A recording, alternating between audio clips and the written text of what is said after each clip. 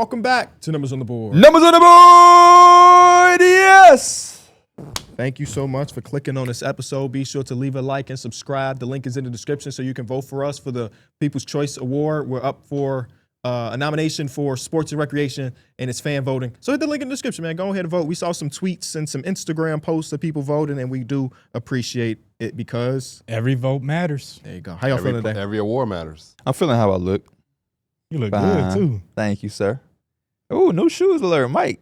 No, I had these. I had these for a minute. Oh, there's something slight you just keep staying. Well, it's Why is your hat so big? I just said that. because they had a deal for hats, and I wanted Laker hats. That's enough for you to get 6 sizes bigger than what I normally would. This is the only size That's they all got for time this right hat. there. That's all time right there. I ain't gonna lie. That's all time. That's all time. That's Wow. something like your That's drunk uncle who ain't really got money say, man, Unc, why your hair so big? Well, this is Man, I they bought had a Got bunch a of, deal. I bought a bunch of Laker stuff when they made the Luka trade, and this is what they Oh, had. now at the you bad store. Lakers stuff. Well, I wanted a hat. I got like Okay, 2 so hats, why is it so big?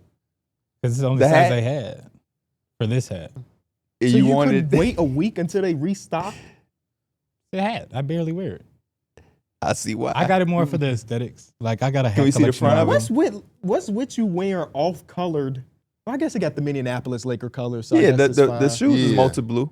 No, I'm Yeah. talking I'm talking about Laker, Laker brown gear Laker that's not gear. Laker Oh. color. That's Yeah, all. brown Lakers But hat. Minneapolis Lakers, you Yeah. good. Because it's about the team. I not will the say at color. least they did have a jersey that was that color. Yeah. So I guess it's fine. It's but it's a little. It is a something. little big. It is a little big. I see that Yeah. wrist too. Do you think you could do like this and You got them Liz Taylor diamonds. that shit moving, bro? And That's a heart full of that's supposed to be a fitted. gold. It's supposed to fit. Yeah. Yeah.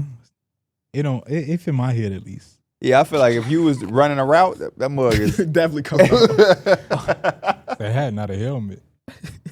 Motherfucker bigger than that helmet somehow. Yes. You could fit You a, put this on top of the helmet. you could fit a visor under that damn brim. Yeah, people helmets move less than that. That should suck having a loose helmet. You ain't never put on no damn loose I helmet. definitely put on a helmet. That's I not said a a good loose thing. helmet. Oh. Your head a That's noggin, not boy. that's not a good thing. You should not have been playing. What coaching staff did you have? Who was He better- wasn't getting no PTs. Who was the better Do football you remember player? when You or him? Do you remember? Well, I played varsity. He didn't. Oh. Well, I didn't. I He literally didn't decided play. not to. I didn't. He wanted to do Could cross. he have played varsity? I They think wanted so. me on Yeah. sophomore my freshman year. Talk So I to think I him. could have been on varsity. Talk if I- to What him. position? They were trying to have me at like left guard or some shit. Oh, so O lineman. Yeah. So what did your rebuttal to that? Why he wanted to play cross country? Well, I didn't Play cross country. Don't even sound. Yeah, I didn't. right. I didn't want Run to. cross My, country. my parents made me play a sport, and so that was like it's Oh. only so many sports you could play in that. So season. you mean to tell me y'all two non-basketball playing asses What's up? was putting energy into basketball when y'all could have had brighter futures in football? You wasn't never given no opportunity to play sophomore as a freshman in basketball. Nope, but I did start. So You didn't play varsity basketball, but played football. Man, you could have been at Alabama. I could have. Could have been someone nice. Auburn. I probably could have. You could have went with your I coulda- I quarterback to coulda Notre bright- Dame. Yeah. I could have probably had my pickings. I Yeah. could have went and elevated Y'all could have been on the line together. Left, I don't right. think I would have made it Yeah. as a 5'9" left guard. I don't think I would have been too. Oh, gone too yeah. far. At Hinsdale Left- South, you would have been that man. You got to be though. pretty damn big for a left guard. Well, yeah, once I you won't get to put it on college, that yeah, way. everybody like 6'4" and up. That's true. On that O-line. That's true. But that's SEC football. Oh, he would have been at Me college. playing at at college of DuPage. DuPage. Y'all could have been at COD. There's no payoff for playing football deep like community level. Yeah, that's love. That's love of the game. Unless you really feel like I deserve to be D1, but I had some stuff going on off the field. Oh, okay. Then you would go Because JUCO. we do go. Yeah, see JUCO and then Yeah, Yeah, but you wouldn't go to college of DuPage. You go JUCO like Yeah. Cam Newton. yeah. But college of DuPage, I agree. Man, that's love of the game. You might as well just, man, brother, get that degree as they say. We should have went to a COD football game. No. they won like I remember we were sitting in that studio and I Googled College of the Page football. They had won some big ass thing. I don't remember if it was state or regional or something like that. But that was like last year. They And do state tournaments for. Weren't you in a class with all Community football college? players too, like a sports class? yes, I dropped that shit. You think they was cocky? No, they were just Bro, obnoxious. Stop and talking to stunk. me. I'm the Nah, they quarterback just of stunk, bro. I'm the quarterback of But COD. he told me too that the teacher was also like He was the the football coach. Yeah, he's one He of was the the coach. So Ah. you know, this is a class they probably acting a fool in. Yeah. It was just like just left practice. Oh, I got class. And everybody just smelled exactly the same. And I'm sitting in the corner of the room like, what the fuck is going on? Yeah, that's here, one bro? thing about football is when we had They them had that locker rooms room. used to be Yeah. foul Yeah. for the yeah Because it's it got was pads. we had to go down there for basketball practice just to change or some shit. Yep. But we ain't really that was like 2 minutes situation. To have the combination of wrestling and football, All in the same locker room. bro, that Just was built always- up yeah. sweating all bro, the pads. the most disgusting environment I've ever been in is those locker rooms for those 4 years. You got wrestlers trying to make weight, cut weight, do all that dumb shit. Football players loud and slamming the lockers and all type of shit. It's smelling like what was this shit you used to spray? They used to spray X. smelling Oh, like yeah. X, ass, and Wet. Just sweat. Yeah. Yeah, 2024 NJCAA Division III champion Chaparral football. So Hey man, shout out. shout out to them. you ever gonna tell that story What's the story? when they put you in that locker in the locker room? Get the fuck. I got stuffed in the locker once. You did? About who? I forgot his name. May he rest in peace. In 4th grade. Uh, Have y'all remember the movie Gridiron Game? Yeah, Mm-mm. with The Rock, Yeah, it was Dwayne a "The gang, Rock" It was a Johnson. gang sign in that movie. and you did it. I did it with somebody else. I forgot who it was in the hallway. And everybody's like, "What was that?" But he was a friend of my sister too. in so I 4th knew- grade, he yeah. was saying, "What was that?" Yeah, he was in 8th grade at max. He got stuffed in the locker. Oh, you was in 4th grade. I was in 4th grade. Oh. He was Okay. in 8th grade. He was in 8th grade. I thought he was in 4th grade. So I'm like, what was that? And he was a friend of my sister, so I knew him. And it was like a jokey joke. Don't do that again. Get in the locker. Rather Did you know him in than the somebody in the else. locker you can open it? Yeah, you can open it. Movies always make me You just assume stuck. that you just stuck there until somebody else opened it. I just pressed the button and I was right out. They don't Ned want kids getting stuck in declassified. He lockers. just stuck. Yeah, you just stuck. They don't want kids getting stuck in lockers. They know stuff like that probably happens. Yeah, they probably did it a lot in the 80s. No, in TV shows, they also make those lockers a lot more spacious. I couldn't stuff you in no Hinsdale stuff locker. No. I Yeah, think it was those lockers was tight as hell. little them up. You could barely fit your book bag in it. Well, I didn't even put my book bag in. I just carried my book bag around. do y'all think y'all could find and identify y'all locker? Nah. Yeah, Not a Nah. chance. I think I could too. I know exactly where it is. Actually, Where was it at? It was on the first floor. If you walk in the main entrance, you make a left, and you make a right at the English hallway. I'm all the way down the English hallway right before you go down the stairs. Okay. To the left. I know I know where yours was So it's because a it was bathroom right alphabetical. alphabetical. Your last name is similar to Suzanne's. So y'all's lockers were close enough. It was, but then I would see somebody who shit would be because ours were in the same area. 'cause science A and hallway. B, yeah. Yeah. I was trying never to think knew if her that. locker was by me. Maybe it was. I don't remember. I'm telling you, there was. Oh, I know But yeah. Mike's was a little further down. It was in the same hallway, but it was a little further down. So he I was at the beginning I of had that. changed Yeah. lockers. Like the first year I was by that little store. You know the Yeah, store the that was books like on the outside first the floor. lunchroom? By the Oh lunchroom. yeah. I was over there, was and over then they there gave first? me a locker on the second floor like the next year. Yeah, I think that was when you were. Did y'all looking ever it move up. lockers? I had the same locker for 4 years. No, I have no I idea. think I did. I think literally mine shifted. Like I was in the same area, but like I would go like 2 down or 2 up or something like. I Like, vaguely would just remember my switch. combination though. But I which is remember kinda that weird. hallway vividly. It was a bathroom across Yep. from your lockers, or was Yeah. you on the same side as the bathroom? No, there's not a bathroom over there. This is just classes. I'll go straight down to the gym. Yeah, it's like driver's ed classes over there. Some of the Oh, business I classes thought you over there. said the. You said the. I thought that was the the English hallway is when you first come in. The hallway you in is the drive. It's the driver's. But that's ed. also the English hallway too. Is it? Yeah, That was a study hall. yeah. And then Mr. Downey's class was Was there. it Miss Olsen's class was over there, wasn't it? Boom, Miss Olsen class. Yeah, and then But I think Right, the because I driver's used to ed- see y'all over But there. I think the used to- driver's ed class was over there too, though. yeah. That's the first time I ever seen y'all with KB, by the way, in that hallway. You must have been going from your locker. Yeah. That's the first, and I remember being like, "That's my cousin." Yeah, that's the English study hall and driver's ed. Yeah. Because All I that's had that kinda- Miss Olsen, and then across was the acting class. That was I forget her name. I had a what is that called? Drama, Yeah. acting, whatever. I had a class right across from there. Okay. But yeah, that was yeah. You have something for the top of the show? I do. I got to drop the mic. Oh, okay. I didn't know if it's dropped. I didn't really realize when you did drop the list, like with this time that we in right now, where everybody's thinking about that one yeah, list, and you drop dropped the list. I wasn't actually even. Everybody I don't be on ain't the thinking internet, about that bro. list. I know, but I the don't be on comment the section was internet. like, "That's a wild time." I was like, "It kind of is." I don't be on the internet. The people that control the list ain't trying to drop that list. Never see it. For the drop the mic is name an individual hot streak that's one of your favorites. I think it was 2012 or 2013. Nate Robinson went on a ridiculous run with the Bulls when Derrick Rose was out, and it may have lasted 5 total games. It wasn't like Linsanity that felt like it lasted for an entire season when it didn't.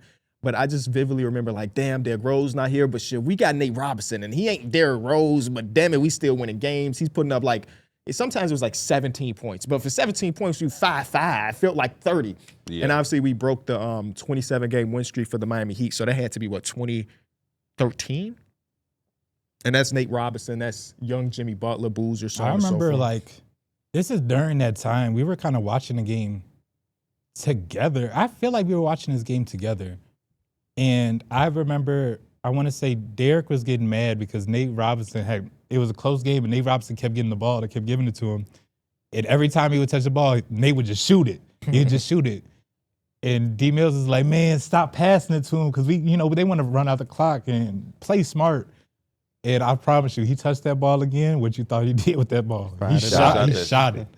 It's just been like, those are the type of players you gotta, it's give and take, but sometimes when they in that mode and it's a situation like that where they stepping up, you just gotta kind of have fun with it and live with it. I mean, outside of Derrick Rose, they didn't have nobody else that could really self-create. Y'all always had a backup point. Always guard sound going like crazy. Thibodeau teams. Yeah. He give his point guard the ultimate green light and say just save me. go. And Save me. it's the NBA. You give somebody the ultimate green light to just rock out.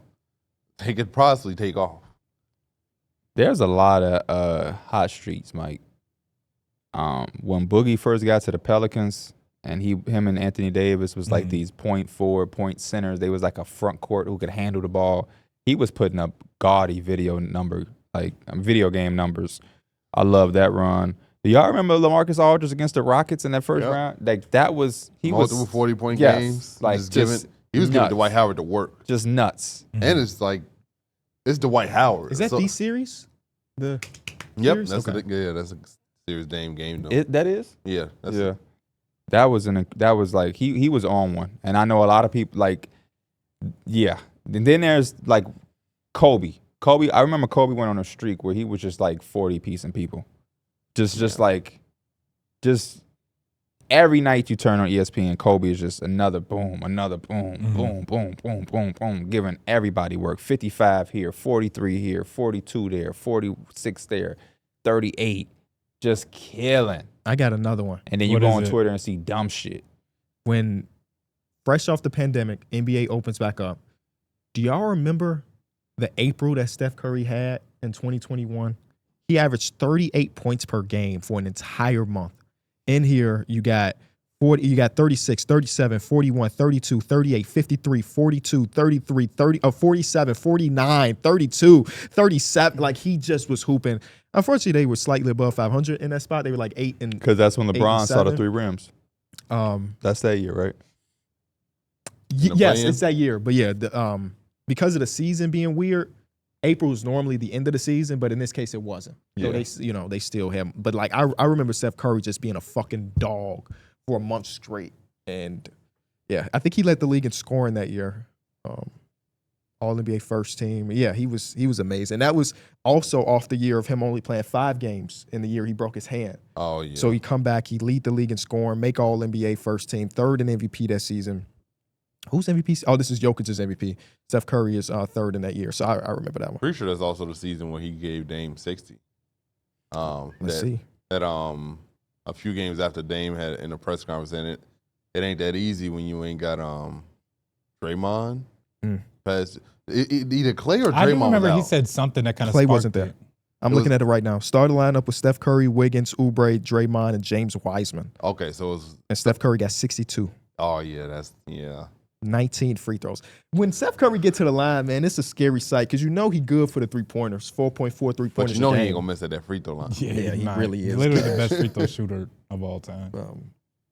That's my favorite thing about I baseball. miss Curry. Baseball has those random people who in the postseason can just like just start knocking the ball out the park. Mhm. I feel like basketball, we ain't never seen like a postseason run from somebody who ain't one of the ones. I mean, Jimmy Butler has done it a few times. Well, He was one the of the best player ones, though. on his team. I mean, Oh. Max Strus, same run. Max Strus. Yeah, Gabe Vincent. He got us 2 really good series. 2 of them other series, he was mid.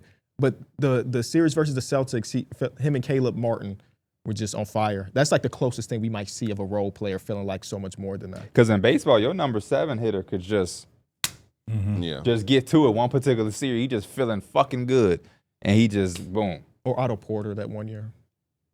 What year? The year he won a championship with the Warriors. With the Warriors. Oh, I was just looking at when his- you tweeted that, I was like, what's the Bro. correlation to this? Oh, Because I Freddie, was watching games from that playoff. Freddie in the playoffs once he had his kid. That's a good one, too. That was pre-All-Star Fred VanVleet.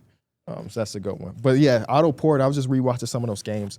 It's kind of wild to see him play such an important part to a championship team and then only play 24 games for the rest of his career. Yeah. Because of his ankle, right? I couldn't tell you. Yeah, I think he had I know a he real went, bad ankle he injury. went to go play in Toronto, and then he just literally just nothing materialized. Are y'all out of it. familiar with Otto Porter? Yeah, I know he remember was got out drafted to here the in Wizards, them streets in to Chicago. And then, But you know that he was the 3rd overall pick for the Wizards. oh, I know it was that high, but I knew he got drafted. I didn't know He he was third. he was really good at He's nearly a Georgetown. 40% three-point shooter in his career. He was really, really good. And in the postseason, it's like 42%. When was he a was guy that with John can't- Wall, Bradley Beal, we thought that shit was perfect. Yeah, I thought that looked like the perfect His fit. trajectory is just weird though, because I believe Otto Porter didn't play like AAU, then he played like 1 year, jumped up, went to Georgetown. Freshman year at Georgetown, I think was solid, and I think his sophomore year he jumped all the way up to. It was like a very, very, very, very quick transition into being a 3rd pick, but yeah, I liked Otto Porter with the Wizards. Yeah, he had like 5 years where he was pretty healthy, and then he had the hard stretch. For like 2 or 3 years before he won a championship, he couldn't stay on the floor. Yeah. And then he got like lightning in the bottle, played a ton of games, played through entire postseason, and then his NBA career was over like slightly after that. So it's a weird career to look at, like all the trades he was a part of, and I just saw Michael Beasley talking about how when he came to Miami and he was playing with Bron, and he said he got on a LeBron diet. And he said he ain't feel no injuries, and he ain't get hurt. But somebody asked him, what's the LeBron diet? Yeah, And he said, exactly. I ain't gonna get into all that. I think part Bron of got that shit LeBron's- trademarked. This proprietary food. I was Or saying, is he spending $1 billion? Is he spending that same amount of money on his body too? Well, LeBron said it's not near $1 million. He don't know where nobody gets that number from. He also didn't say if it was more or less. he shouldn't have done that. There's not a ton of like fable like LeBron stories because he talks. Yeah. There's so much shit about Michael Jordan that's probably not true that we think is true because he's a myth. Like if we just ran with he spent $1 million, then that would just be part of what we see LeBron as and when he's 53. I just talked about that on my stream last night. I forgot how LeBron and Jordan came up. But I was telling them like Jordan, I think is the GOAT because he doesn't talk about it. Yeah, He does not talk about He it. signed with NBC. That's so- why that's how it came up. They asked me if I felt like he was gonna be vouching for himself. No, Michael Jordan has never done that. Yeah. Michael Jordan has never tried to go out of his way to tell you he's the GOAT. It just speaks for itself, and so it just is what it is. I think, the fact that LeBron do be kind of, which ain't nothing wrong with, you Right, know. like that. Give me my damn I respect. think it's also type just a thing. new era. Like LeBron is in a podcast and talking era. Jordan was in an area with. But before LeBron was cell phones weren't prevalent. podcasting though, Yeah. he still had the moments where he, it just looked like he trying to create the narrative of him being the GOAT, which again, LeBron James is entitled to do whatever the hell he wants to do. Mm-hmm. Yeah. But I do understand what KB is saying. Certain things, if you don't address everything, it's just a part of the lore or the myth of this magical figure. That's what Michael Jordan has been forever. Because even when The Last Dance came out, and it was like, we always thought it was a flu game, but it was a food poisoning game, that shit felt like it broke the internet. Yeah. Yeah. And then all the conspiracies about them poisoning his pizza, whatever the hell it was, because they knew what hotel he was at. But that is super true though, because before The Last Dance came out, I heard that Michael Jordan didn't have the flu, it was food poisoning. So I guess that story must have had been told before. But they have a lot of things about Michael Jordan. Like what you mean? he got cut from his high school team. Nah, And the whole time he was trying out for when we was at, varsity. Yes, when we was but at it made that, it seem like he walked home with his head down, and the rest of the school year. That's how I thought when I was growing up. Like I felt like Jordan was not on a team. Yeah. He was at home the whole basketball year, just getting better. But the whole time he didn't play. You know what I'm saying? I also think it's crazy that the coaches saw him trying out for. Did they not see anything to where they could have just moved him down and just put him on a?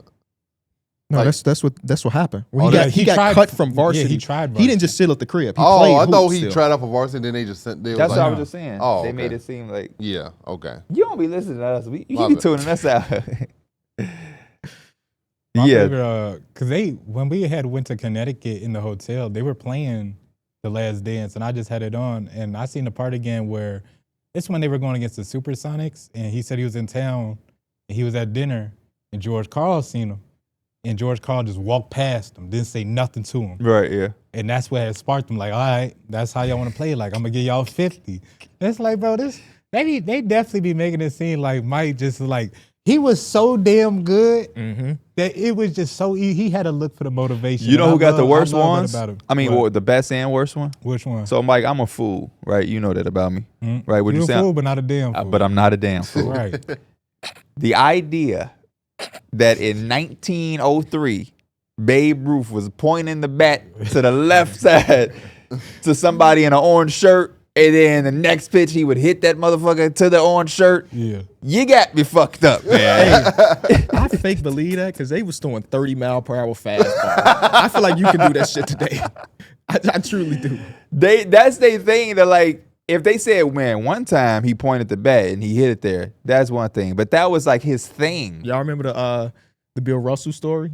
No, which one? Smoke. That Bill Russell got six or seven blocked shots in one possession because he kept telling his teammate, "Don't get the rebound. I want them to shoot it again." Oh. I could believe that because he was so damn tall over everybody else. But Did you see Oscar saying rebound? don't get the Oscar rebound is But I Right. crazy. also Rebounds? just made that shit up too. You did? Yeah. Oh, okay. Yeah, bro, no, that's actually crazy. It really is players that you just make stories up We of. might as well just do it. Bro, Yeah, we I should- remember. But in they time, couldn't you see him just steady blocking it? Yeah. Just block it, they get it back, block it. I remember He's this- 6'9" and they're 6'2". Bro, Center. somebody had So said a that's story what's up. about Kobe where it was like he was training in the freezing tundra or some shit. And I can't say that he wasn't. I remember I heard the the opposite, opposite. where it's like Hot. in San Francisco or like Las Nevada, Vegas, yeah. he got up. They and- had to build a bike. His trainer actually told that story. Yeah. But Tim he's Grover. got so like you can make up a crazy story about Kobe training in some type of way, and people probably just gonna believe that. What's shit. the opposite? Who do they make up the bad stories about? and then people will believe it? Yeah. Like there are certain things. What?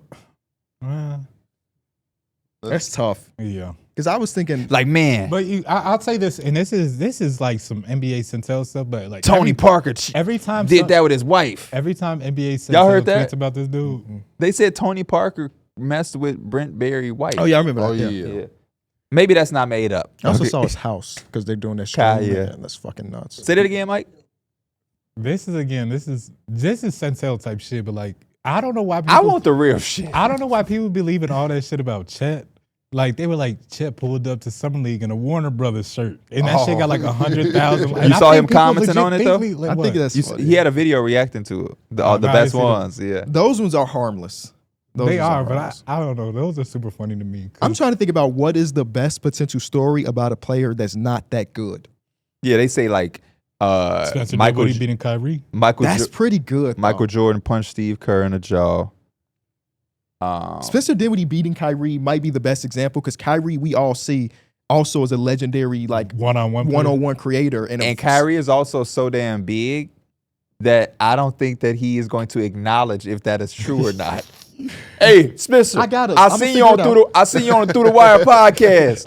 What you saying that for that? You know what I mean? Like, because that was what 2020. Yeah. That was We was- pandemic that was the year, episode. But this how we gonna do it. You know, Kai's been streaming a lot. We just gotta donate 500 and ask the Dude, bro, question.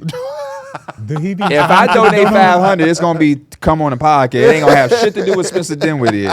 Right. Cause Kyrie's so peaceful, going, man, Spence got me a couple times. No, I ain't. Hell no, man. Hell no. And you gonna do it at a time where he not looking at the camera, so your shit gonna get lost. Or he might say like, "Thanks for the 500," and keep going like every other streamer, every other big streamer get that donation. I saw somebody clip them gifting 200 or 100 subscribers in an offline chat.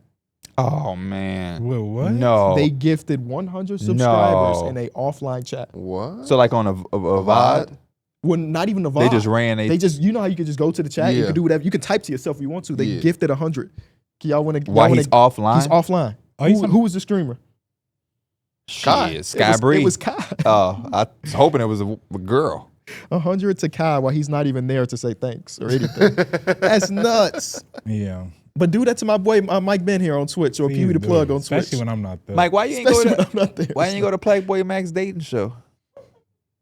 They lucky know. I ain't in they little realm. I would be on there acting a fool, just doing dumb shit. Just doing dumb shit. I would be bad for the kids.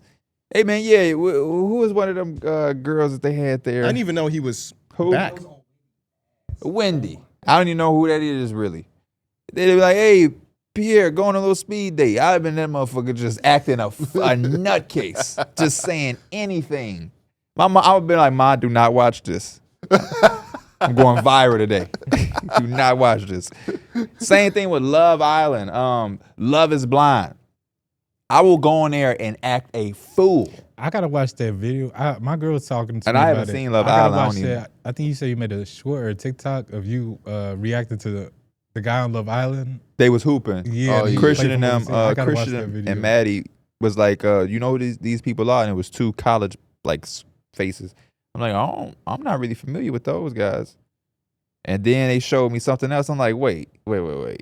I kept seeing the Love Island guys go viral for being hoopers. So like these the Love Island guys, they like, yeah, watch their highlights. Mike, the dude traveled, like putting in between is like vividly.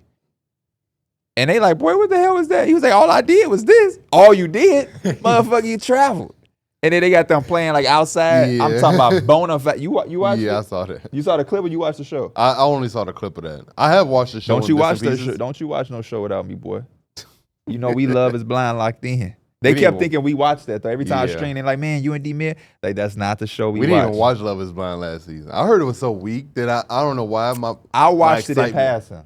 You did? I watched it while on my phone Was and it different weak things like when that. It was a bit weak. Well, that's yeah. Elena's And show. it was in Minneapolis. Or am I tweaking? Am I thinking about the one we did watch? Maybe I didn't watch that. Maybe I'm still the thinking one about in the Minneapolis? The last one was in Minneapolis. When we watched, it was I think it was Megan Fox. yeah. Who was on this newer one? I don't know. Yeah. I know it wasn't very diverse. This new Love Island almost had me though. I finally saw like pictures of people that names. Yeah. Yeah, Love Island was nice. Huda almost had me tune in. Oh, you know what's funny? I wasn't really a fan of Huda at first. I'm still not. I'm just talking all look. I don't Oh know yeah, nothing about her. yeah. What is about her? I just thought she was a little crazy. Okay. And then it turned out that she outside. was a little crazy. It's right up my alley. Ain't they all crazy though? To me, This is you seen the show? Christian seen the show. KB, what reality TV show have you ever seen? Survivor. And I'm talking about where they got crazy. Oh, none. I feel like whenever we talk That's about a show. We gonna strap you down to a seat and make you watch Love is Blind. I wouldn't be against it. I just don't be thinking about watching TV in general. I just don't be watching. Same. so when you lay down at night, you just go to sleep. Simpsons. Yeah, I watched Comfort show. Family Guy Oh. last night. No, King of the Hill, excuse me. They was asking me about like there's a new I think I'm going to see Superman tonight. it's a good movie. It is? It's a really good Trey movie. Young Yeah. didn't like it. So Oh, it must yeah. not be that good. But they was asking me about another movie. And I'm like, or a TV show. And I'm like, bro, I'm into all it. Like Is I it would like love a to Marvel show. maybe. They be asking me about a lot of Marvel shows, and I have. Ironheart was good. Ironheart. Oh, okay. Okay. I'm like, I just can't keep up with it. Yeah. You told me to watch BMF. I can't keep up with it. I've been trying to watch The Wire and finish it. I can't keep up with The fact it. you ain't finished The Love Wire is is Blind. funny. I can't keep up with the newest season. Love Island. I'm trying to watch fucking Keyshawn George left hand pull up dribbles. I can't keep up with that. I'm trying to get into college football because the season round away. I can't keep up with that.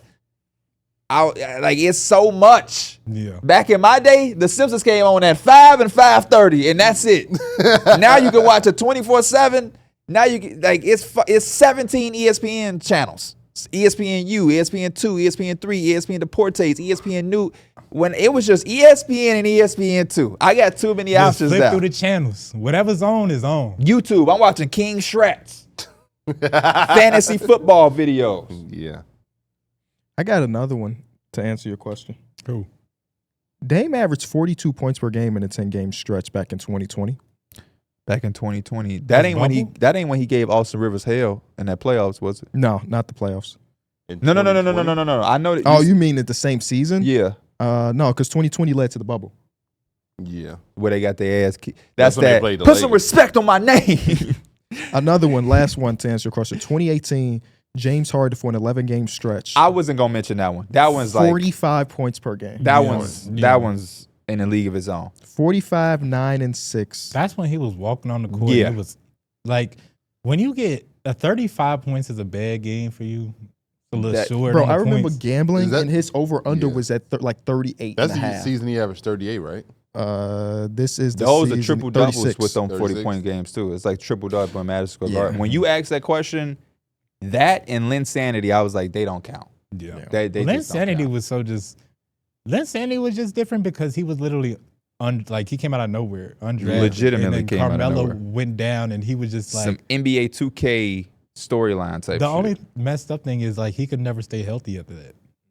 So I mean, he even waved Kobe. He waved Kobe off when he was on with the Lakers to hit a game winner. So it's just we never really got the full effect of Lynn You Sanity. see what happened when you wave off Kobe? Everything went downhill. Yeah, I remember he came out. I think he signed. Was it to Brooklyn or to the? I ain't like the Brooklyn he one had the because he spiky hair? hurt his leg. In the Yeah. first game in his second season in Brooklyn, he hurt himself and didn't play for the rest of the season. Yeah, I stuff. wasn't a I fan. remember of that watching the And game he used to live. have Like, one of them fuck. stories too. They said it a lot on the broadcast. I want to say they had it in 2K2 where they were talking about him sleeping on Landry Field's couch. couch. Yeah. They used to love bringing that story up. Let me ask It's a good y'all. story, though. Let me ask y'all this, and I think y'all will be the perfect people for it. What is y'all favorite high school mixtape of all time? And the reason I think it's perfect is because I don't think y'all watched a billion of them. Mm-mm. But what are y'all favorite ones? I remember Wall. Austin Rivers came. Who? John Wall. Austin Rivers came to mind at first. Hey, Damn, y'all fucking into y'all giving me the answers everybody else do. bro, I you thought know y'all what? was gonna say On some fucking weird- Seventh on some Woods. funny stuff. Perry. I thought Perry MPJ. Jones. In fact, I thought MPJ was going to be crazy. He's bro. supposed to be, I was bro. like, Yeah. I thought this dude could be like Kevin Durant. The way Yeah. he's 6'10", shooting over people. I Yeah. thought Mike MPJ was pretty crazy. That's a good one. He was though. Mhm. His back fucked him over. But Yeah. Yeah. for him to still be who he like, I think Trae Young said that like he's still a good player I considering just recently saw like Paolo's high school mistake. I know it's not with all the hair. Yeah, and I was like, damn, he like literally legitimately is bigger than everybody on the court, and he's just dominating. Yeah. And it's just crazy to see a 6'10" dude in high school just going crazy like that with his handle and everything. He probably wasn't 6'10" in high school, but like he's just towering over everybody. That hair made him. His hair was Yeah. just like Yeah. I don't even know what Alfred Payton damn near esque. Marcus Smart had a nice high school mixtape. He did. He did. I know it sounds New crazy. New Laker, that's Marcus Smart. They don't hit the same. We're going to talk about it in a minute. They don't hit the same. Yeah, I don't know. I wasn't, even when I was in high school or a kid, I wasn't a big mixtape guy. I feel like I watched most of my mixtape when I was with y'all, more than just being at Nana computer. John Wall is a Seventh great Wall answer is though. a- John John Wall Wall is- is arguably the one. Yeah. Austin Rivers is my favorite one, but those two, Akil Carr, Brandon Jennings, Ryan Harrow. Don't ring a bell. Ryan Harrow. That's all I'm gonna say. Sound like one of Christian guys. Ryan Harrow. No, NC State, Kentucky, and then Georgia State before transfer I was about to say, portal. he spent 3 years just on ice there. Huh? 3 years on ice then? Because you couldn't have transferred and played the next season. He had to Two, sit out a I year. think 2 years. I think when he got to Georgia State, they let him just transfer to as. Yeah. So the story, he went to NC State. Sidney Lowe, his coach who recruited him, Shout out to Sidney Lowe. left. My coach in 2K a lot, man. Calipari came to him. His dad ended up having a stroke. He just wasn't as tough for Kentucky. He had a lot of things going on, and Calipari just needed a certain type. That's the year they had Nerlens Noel. They lost to Robert Morris in the NIT. Ryan Harrow is that year with Kentucky. And Calipari was on him, and it just didn't work out. And it was best for him to go back home, which is why he went to Georgia State with I don't know. with R.J. Hunter. Oh, I wasn't paying attention. My fault. I got a weird email. They had a real good team. One of those years, it was Ryan Harrow, R.J. Hunter, and Kevin Ware. Remember the guy who Louisville, his leg? That was a really good team. But Ryan Harrow, if you never seen his mixtape, watch. Smooth. It's like Kyrie, Paul George smooth. Just I'm talking about. It can dunk.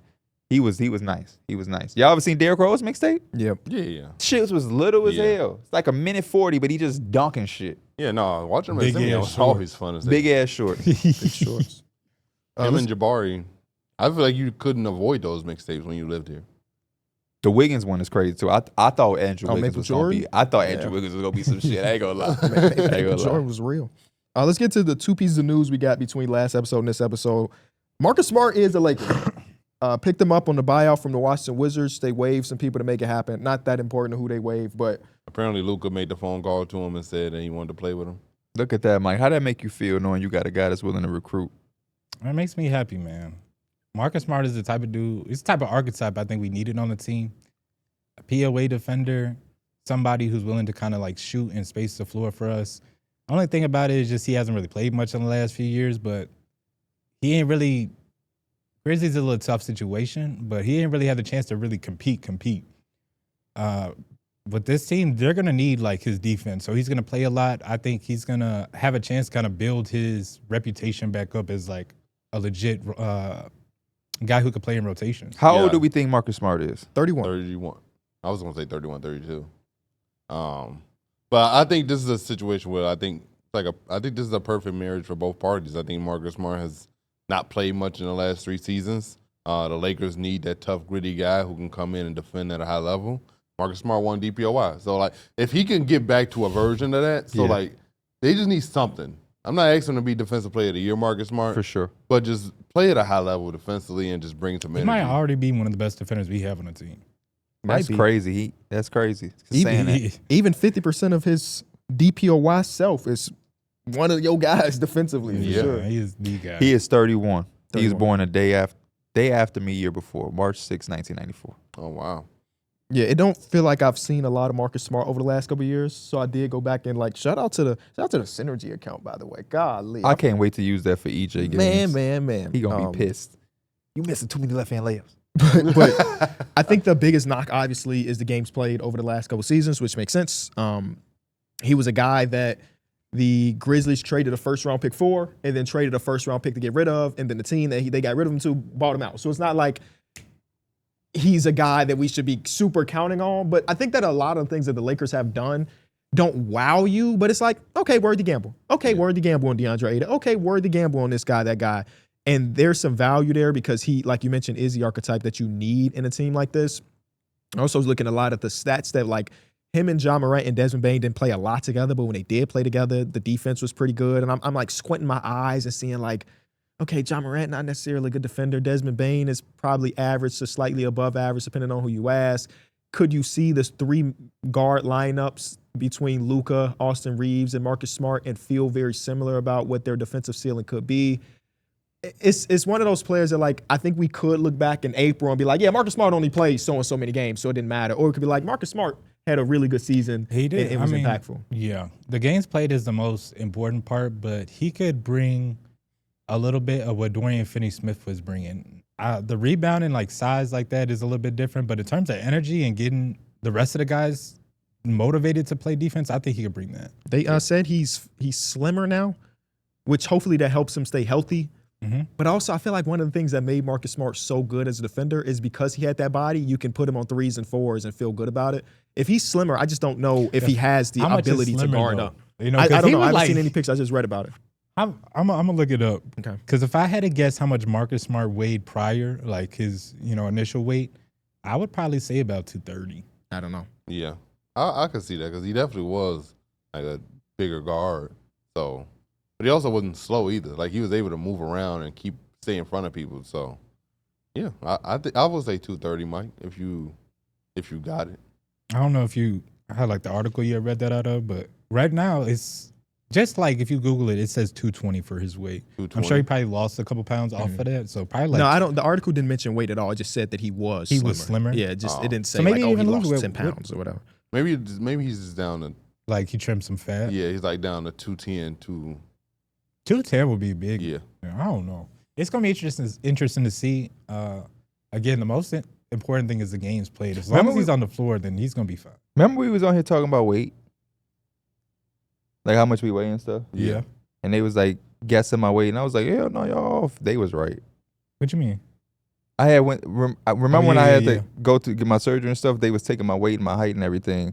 I was nowhere near what the hell they was talking about. I remember Quab being like, "Wow, you're 230." I was wrong, Quab. You was right. What are you? Well, I'm assuming I'm back to like 210. Oh, okay. But when I was going through my thing, I couldn't eat, so I got down to like 205. Wow. But yeah, when I very first went to the doctor, it was like 212 or something, and I'm like, bro, I was telling people I'm 230. My mama like, what the hell are you doing that for? And I'm like, cause my license has it, and every time I would go to the doctor, they just be like, you know how much you weigh, and I would just say whatever's on the license, and then the lady is like, yeah, let's get the updated one, cause you around here telling motherfuckers you 230. Like a jackass. I like Marcus Smart, man. So I'm hoping that Marcus Smart, like Darrick said, maybe not going to be Defensive Player of the Year, but I'm hoping he could, be on the court a decent amount of time, because it does feel like we haven't seen Marcus Smart in forever, like legitimately. And I always hated that he had to get traded for the Celtics to win a championship, because he was the legitimate heart and soul of that team, and might have at that time had been the longest tenured Celtic. So I wish he could have been a part of that. But yeah, he just has one of those games that wins games. He has that winning type of brand of basketball. So it makes sense why Luka wanted him. Y'all do need defense, especially losing Dorian Finney-Smith. But yeah, it's just like KB said, it's another one of those things where the Lakers are trying something because they didn't have that much to work with, and I think that's just the reality of it for the Lakers. You know what I mean? They just kind of have to work with what they have. I still wish y'all could have got one more person, like a Gary Trent or something. I just feel like I wanted something more than some of the stuff that y'all ended up with, especially considering that y'all lost Dorian Finney-Smith, which was something, don't know about y'all three, I was not prepared for. I did not think Dorian Finney-Smith would be on any other team but the Lakers. I didn't think so either, especially because you just know about the connection with him and Luka. Yeah. I thought that would be enough. That's like, we're bringing this guy back. Yeah. Also, he was fantastic for the Lakers. They didn't want to give him a 4-year deal. I'm talking about he was amazing for the Lakers. Yeah, the reason he left, I don't think he was expecting either. Y'all was lowballing them, talking bad about him behind his back to other teams. That honestly would push anybody out the door. Oh, I didn't hear that part about it. No, they say Rob was basically calling other GMs and saying that, like, I think it was something wrong with his knee. And so they wouldn't offer him as much money so he could lowball him. That's why I was like, that's gone. dirty work. Yeah, he's gone. That's he's dirty gone. work, bro. That's another player they did dirty, bro. Even if, that's bogus. That's why that shit reminds me of the Alex Caruso stuff. And I don't think it went that far, but it's just like, bro, if you see this player is important to what you're doing, why are you not trying to play? Like, why are you not trying to pay him? Why are you trying to do it? They're not even asking for that much money. Yeah, and you're trying to do it the dirty way too, going and talking bad about him. So now, I just feel like that just makes you look bad as an organization, because now that's out and he could just tell Come on, Rob. Ain't done too much. Yeah, because that damn Luka. He got 53 over 4, so it's like 13. Yeah. The Lakers I'm not defending what they did, because like I said, I'm with Dorian Finney-Smith, and if somebody was trying to do that to me, I'm either finna rob you or I'm dipping. You finna pay more or I'm dipping. Yeah. But 13 for Dorian. I don't even think it's the AAV. I think it's the length of it. Yeah, The four. Because that years, last yeah, year, that's if it's he's what 33 now, if I had to guess. Let's see, because I got it pulled up. Yeah, no. Dorian The Finney-Smith Lakers was literally being so strict that they were only offering was 32. 32. So he'll be Yeah. 36 years old in the last year of that contract. Yeah. I think that's more of the part that they just not sure. fucking with. Yeah, the Lakers only wanted to give people 2-year deals. Dorian Finney-Smith got 4 years. Why would he? Yeah, it makes perfect sense for him to have that security for an extra 2 years. There's obviously a ton of question marks with the Lakers compared to like the rest of the Western Conference. But I still feel pretty optimistic about them. Not in the sense that they're going to win the Western Conference or anything like that. But I think this is going to be a good enough team because I have so much trust in Luka Doncic, the system, Yeah. that will be enough to go a long way. And like LeBron is 40, but the motherfucker just made an All-NBA team last season. So it ain't like he's not a Chris Paul 40. He's a LeBron James 40. And then like, again, the question marks of if DeAndre Ayton buys in, if Marcus Smart can play, if Jake LaRavia can be the 7th player on the team, so and so. Like, there's a lot of ifs, but like I squint my eyes and I'm like, Luka Doncic is on this team, and that might just be enough for 48 wins by itself if he's healthy. I just honestly just question what the defense can be. Same. Yeah, I think the that's what I defense think, is going to too. tell a lot. But y'all can have an elite offense. Y'all can definitely have a top 10 offense, and that's enough to at least make you a good playoff team. Yeah, I'm with Mike. My biggest concern is the defense and the center position. Mm-hmm. DeAndre Ayton is the guy who I think has all of the talent and is the God-gifted measurables and everything like that. Every place he's going to has been some type of issue with him and the way he do things and seeing what type of coach J.J. Redick is. Man, I'm very interested to see. I'm hoping for the best for all parties involved, but it's just like good situation in Phoenix. Kind of ran that thing with Monty Williams and Chris Paul and some of the guys there. Didn't even know anything about Portland because they just weren't a relevant team. Then he gets moved and it's like Portland has all of these issues they dislike with him. Kind of got that feeling when he couldn't get to the game, the driveway shit. That kind of told you a little glimpse of how things was going. But again, I guess we kind of breezed over because nobody was looking at Portland to do anything. But you take all of that and you go to L.A. with the market that they have, the pressure that they have. And again, J.J. Redick is just a different type of coach based off what I saw last year with his expectation and how he talks and how he is at the microphone because he comes from the world of podcasting. And he ain't going to be afraid to call out DeAndre Ayton. I think the Lakers are going to have another good stretch. I don't know if it's going to be at the beginning of the season, in the middle of it, or towards the end. That's the Laker way. That's why They're going to have a stretch. If the defense can show a little bit early, I think they can hit that stride early in the season opposed to getting it later. But what also is going to happen, because it's the Laker way and it's the LeBron way, it's going to be peaks and it's going to be valleys. There's going to be some point, too, where they run into adversity, and I'm very interested to see how this particular team is going to maneuver it. Because they're going to have that high where they win 7 games in a row and the defense is clicking like they did kind of like last year, maybe not to the same extent. And then they're going to have a stretch where they maybe lose 4 or 5 and fingers might get pointed. Some articles might get written. The newspaper might have some guys on front blast. And it's going to be very interesting to see how they maneuver through all of that. Because, yeah, they can win 48 games for sure. And 48 games in the Western Conference is not easy. No. But they also are on thin ice, man. Luka Doncic got to play 75 games. Seriously, yeah. Luka misses 20 games. That might be GG's for the season. How long does Ayton go without a mattress since he just got traded again? You funny. Not I forgot traded. all about that. Let's hope he's grown up a little bit since that moment, right? I don't know. Yeah, I don't know either. Because I just don't even understand how a dude making $30 million and have a mattress. I'm getting the best matches possible if I get 30 M's. I got the best match. I could say the possible, same but a about lot some less other than people, though. Because I ain't moving without no internet. Facts. Y'all crazy. We? It wasn't in my control. Yes, it was. Yes, it definitely was. your You control. kept It wasn't. had that same energy with yourself. That shit is in your control. How? You call The them lines were schedule it. bad. The lines literally were bad. and But they had that's to- why you have to do that prior. It ain't that big of a deal because it's your shit. My shit is never gonna be in that shit. I had the same thing. My lines were bad. It just wasn't in the ground. They just wasn't up. We didn't have any. Oh, my shit was. So they had to redo the shit. But I called before anything was moved in the unit because I know how bad this is needed. We did that. We called and we had it, and we were gonna they were gonna do it remotely. But then when they tried to do that, they said that the lines outside needed to be redone because they were bad. So I would have told they you're gonna have it. Like, when are you getting that shit done? Because when you told us, like, damn, I ain't finna have internet, you was moved into your apartment. Yeah. Yeah, because we thought the previous people had internet, but we didn't know it was AT&T. Oh. And then apparently they also switched from Comcast to AT&T in like May. The dude that was on the phone with us was like, the people that were there just had Xfinity, and he said, but they also canceled in May. And now we was like, oh, well, we moved in June. We moved in July. So within that 2-month span, they canceled it. Maybe for the same reason. Maybe those lines were bad and they didn't give a fuck about changing them. So they just switched over. I think you're just missing the point. Yeah. The point is, figure that shit out before you move in. I tried. We was on vacation. But you weren't in a rush to move out. So if they say it's going to take us 4 days to get it done, Pierre is saying he would have just waited the 4 days at his old place. That's it.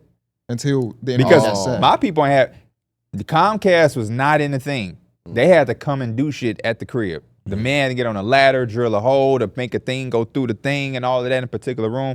That's a lot of planning. But if you do it, you can't do that on the day you're moving in. Because now, if they have to bring a person to come out and put it in a specific unit, he might not be able to come tomorrow. So then, I'm going to look up. Because we had the guy come out the day we moved in, too. But what's crazy is that I literally told you I don't think he wanted to work. So, like, the guy that came in a week later, he put down a temporary line that gave us internet. So, like, the first guy that came that made us not have internet for over a week, he the one that effed us over. You sweet, huh? I guess so, because he literally. I guess so. Because he came in and was like, they need to come dig the lines. There's nothing I could do. I guess so. But apparently there was literally something that he could do, which was lay a temporary line until they were able to come out and dig the holes. Yeah. And I feel you. When I first moved into my first apartment, I went like a few days without internet.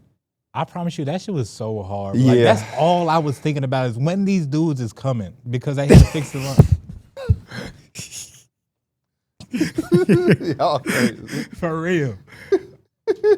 I'm trying to figure out when these dudes is gonna pull up to my crib because I need internet. I can't believe we be working with kids, man. Working with kids.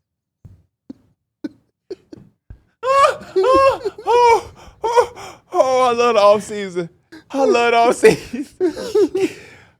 Hey, I fuck around, got some money for somebody that can make that into a mix. I'm trying to see when these dudes is coming. I'm trying to see when these coming. I thought I was going to spit this banana out. So that's why I went off track, because I did not want to. All I kept thinking about is when these dudes was coming is nuts. I'm talking about the internet people to hook my stuff up. Yeah. That's even crazy. The internet dude to come hook my stuff up. I'm doing a hotspot off my phone, and I remember I watched the Super Bowl basically hotspotted off my phone. Damn, you can go to a bar or go to somebody else's house? But hey, KB, this is my first place that I moved out of. I don't even remember your first place. Where is that at? I had 2 places. Oh, that was your first place. That was my first place. So you think I'm finna go? Hell no, I'm finna spend the night in my new house. That's fair. So no, I was watching. I'm such a like, I don't want to say techie, but like I know how I'm finna be on that game, YouTube, TV. I need my shit. So instantly I'm setting that shit up because I knew when this shit get moved in, I'm gonna want to sit my ass down and I'm gonna want to, because moving is exhausting, bro. You gotta, because most people in a good position when you move, you want new shit, so you finna be building shit. I just built that dresser last. Yeah, see, exhausting. So once you build that big ass dresser, you want to be able to doop and watch anything. And so I'm like, man, come do this shit. And then they told me, shout out to my landlord. I also had a cool landlord, so I told him I needed. My landlord a dickhead. For real? The new one? Yeah. Damn, wow. Watch this show. Cause he's like, he the one that's, I'm like, this what the line is at. I'm like, damn, it's right here. He like, but you can get anywhere. I'm like, okay, I want it in here. And so then Xfinity like, yeah, we got to drill the hole. And I'm like, fuck, maybe he ain't going to like that. He like, oh, no, let they can drill. I'm like, okay, cool. So told them, but that's what I'm saying. I don't want to be no dickhead. But I need the But stuff like, I'm yeah, if paying somebody for. come out, I'm not. I need that's my not gonna be stuff. good for me. Yeah. I'm not gonna say nothing to them, but I'm gonna let Xfinity know, hey man, I got a dude who just came out. He's saying ain't nothing they can do, and then they gonna get on the phone with him. Oh, what the fuck you mean ain't nothing you can do?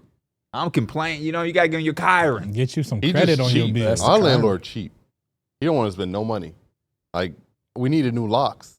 And like For this new house or the old yeah, one? because apparently, so our neighbors are the people that lived there before us. Bro, yeah, you did say that. So like they literally just moved to the house next door to us. Why? Can I? I don't know. They said they have a full basement. Like it's complete. Like it's a completed basement. Finished basement. Yeah, finished basement. So I guess they really like that place. So we Okay. was like, we need you to change the locks because they are right next door. Like, we just don't feel safe. Like, not that I felt like. No. Yeah, That's just fair. like But regardless if you feel safe or not, yeah, a person who just lived here should not. I feel they you. can walk in at Exactly. any moment. They yeah, can you literally ain't got to walk in explain. at You any ain't got to moment. explain that. And I like get that. the back. He said, I ain't pussy. I just want to change. Like, yeah. Angel my ass about it. I don't care. I ain't tripping. I'll beat their ass. But you know what I'm saying? And so for some reason, He said, I've been waiting for them to actually walk in. He giving all these explanations. You are perfectly fine when one of them lights change, brother. and so the dude, the maintenance man that he has working on our stuff, he broke our back door lock. So now we can't even use that lock originally, even though he tried to change it. And then it took him like 6 tries to change the front door locks. I don't know what he was doing, but he kept saying, "Oh, I bought the wrong locks." Like he kept saying that multiple times. Okay. I don't When I even tell you he had to go How do back you- and forth between Home Depot so many times, and then our back door lock, which is a sliding door, so you know it's like the one that go up and down Yes, on like a yes. patio door. It took them like 17 to 18 days to officially change it. I had to What? literally call the landlord and say, "Hey, it shouldn't be our responsibility to be trying to find these locks. Right. This is you. We pay way too much money in rent for us to be responsible for trying to find these locks. Because we not locked. This is your place. I Right. literally told him this is your place. You should know what locks. What is his response to all of these And different then things? he's like, "You're not responsible for it. You're not paying for it." And I'm just like, "But you're telling us to look for them." Like he wanted us to find them. And I was like, "No, this is your place. You should know what locks should be here, not us." And then guess what happened in a few days? Apparently magically, all the pieces to the lock just started showing up. Everything just started coming out. Sound like you got to get on his ass. Your life is so much different than mine. Same, but it's yeah. I had to just talk to him, I guess. I had to step outside and just talk to him. Grab Bass collar. Hey, on I like how he said he had to step outside. On a serious note, it be like I hate being in that position because it's like Cause like you always want to be cool. Yeah. But like, yeah, when it's your house, your car, your family, sometimes you gotta let a motherfucker know, like, bro, I don't know what you're doing for these other units, but you're not doing it. And, then I was- luckily, my landlord is damn near family at this point. But And then I was talking to the maintenance man because he worked the other properties because he's cheap. The maintenance man even told me, he was like, he probably only keeps me around because I got cheap prices. And I was like, oh, okay, that makes sense because you do cheap work. Like you can't do like you said that one in your head though. yeah, like you know the toilet bowl, like the people before me, they was kind of broke. Maybe they was mad at him too because they left a lot of shit broke. So I think I could see why. this is much better than any NBA shit y'all wanted to So, talk like, about. I Y'all do know want to the- talk about Chris Paul. Y'all know the tissue holders. Yeah. It took him so many tries to change it, bro. It took I feel like but I you could know what's change that crazy? shit. They put them on there, like they just put them on there. And I think they just took videos of the house to make it look like they're on there. But if you walk up to them and you just touch them, they would just fall off. Hell no. Did they you, got y'all, you somewhere. noticed this after you purchased the place? Yeah, because like when we toured the place, the people were still living there. So like they were still in the house. What? Yeah, Oh, I That's mean, pretty normal. I Yeah. haven't moved that many times. Yeah, it's pretty normal. yeah. I I only toured the moved place; they were once. still in there. So I went in there touching their toiletry changes and stuff. this I is was just all walking new to me. around. What? This is unheard of to me. Yeah. I want this fucking cup. A lot of from times when Subway, you look man. at places, people will still be living there. They- Wow, I've never heard of that. Mhm. Okay, yeah. When you go on the market again, you'll probably see it a lot. okay. But yeah, that was But no, they was in the house when you went. Yeah, like the But grandma when- was there with all the kids. Oh no, that part. Right. feel Like weird. I've heard of Usually people they get out and for it's the just hour, empty, but it's so, still yeah. furnished and shit. Well, I think the two adults, the mom and the dad were at work, and then the grandma was still there with the kids. Yeah, that's what I'm saying. But I'm People saying, actually like- being it. You looking at Yeah. the thing and they just sit on the couch like you At feel what me? time Like, did you tour it? When you went there and there were people still there versus like the time that you moved in? Like how? They moved out July 3rd. We moved in July 7th. So you didn't even? Did you give them time to like fix the place up? Yeah, they had plenty of time. Usually, I. Because they were supposed to be Yeah, out. but- Because they were supposed to be. Yeah, I'm just saying. No, because they were supposed to be out July 1st. But then apparently they was like threatening our landlord or something, and like just pretty much like saying they not leaving yet. So, what I always have noticed, just from moving in my life and then also in my spot, when you move, when somebody moves, like Mike said, they're gonna redo the whole thing, Yeah, they usually, repaint, like, rip yeah. up carpet. They painted a little bit, but like no, Paint I'm over the saying, but like roofs. a lot of like the toilet bowl things, the toilet when they literally put them on there, they were broke for a minute. I think. Yeah. Because It's 'cause, what like- Mike is saying is if they moved out on the 3rd and you moved in the 7th, that's 4 days to redo all. That's just not a lot of time. That's what Mike saying. Yeah, because like when I moved in, usually they have the certain units available, but you can't move in until the move-in date because it's like They gotta- it's not ready yes. until that date. You know what I'm saying? Well, that's he made it available on the 7th. It sounded like he just needed you in there for that money. yeah. He said, y'all out yet? Yeah, Derrick, yeah. it's a brand new spot. But yeah, he's just Yeah, it's not like he would give you hell. You gotta Hell get yeah, on his I'm ass. fake mad you moved to that Right? motherfucker a little bit. You said the right thing when you said I pay too much money for you to be For real. bullshitting me. You That's got- what you need to tell his ass What, a every 1 year, time. 2 year? 2 year, and I'm already thinking about moving. Oh, that's crazy. It ain't even a month yet. I like the place. I don't like him. Absolutely, brother. I you think ain't the place. wrong. I think the place is nice. I just don't like him, and I Yeah. just don't want to give him my money no more. Like it's that simple. You're not wrong. I just hate that you locked in feeling that way. But Yeah. yeah, because you move 1, 2. This your 3rd time moving. Yeah. So then for you to say that, Because our landlord at our previous place was amazing. She was so nice. they were just far. yeah, Yeah. but they was They was always nice. They even said that we could still use the swimming pool at the previous place. They Still, did. Yeah. So Hey, Chris Paul also went back to an old team, just like Damian Lillard did, Clap it up for the old man. and expected to be his last season of his NBA career. yep. Said he only got one more left. Thank goodness. What's his highest scoring game? What's his highest scoring game for this Well, year? he ain't dropped 20 in like 2 years. So He don't have to. That's the good thing about Yeah. Brian Windhorst said last night that there's going to be games where he just get DNPs, coach decisions, just because he's old I and hope- they have 11 dudes on the If roster. the Clippers do what Well, they I need don't to want do, to see that. I don't Just retire. either. if the Because Clippers do what they Chris need Paul to do, should be playing basketball. He shouldn't be getting DNPs for Bogdanovich, in my opinion. Unless Bogey gonna get back on his bullshit. Mhm. I think it's more between Harden and Chris Dunn versus Bogdanovich. I would be pissed because I'm I going like to the Chris game. Paul with Chris Dunn in the backcourt. I'm going to the game in Chicago, obviously, if it's going to be his last season. If the motherfucker don't play, I'm going to be pissed. Yeah. I I can hope- definitely see that. Have being you a ever game seen he him don't- live? Does All-Star count?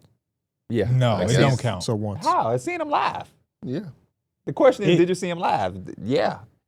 So So it do, but it if don't. we didn't go to the Laker game, because we fortunate enough seeing Bron that way, and somebody asked you ever seen Bron live, you would have been like, nah. Because we went to 17 All-Stars. I would have been like, yeah, All-Star game though, yeah. because You went to one here.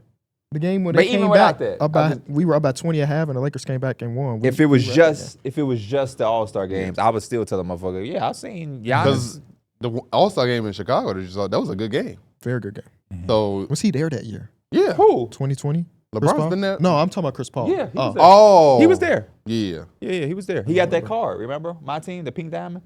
They had the blue jerseys. They was wearing 2 and 24 for Kobe and Gigi.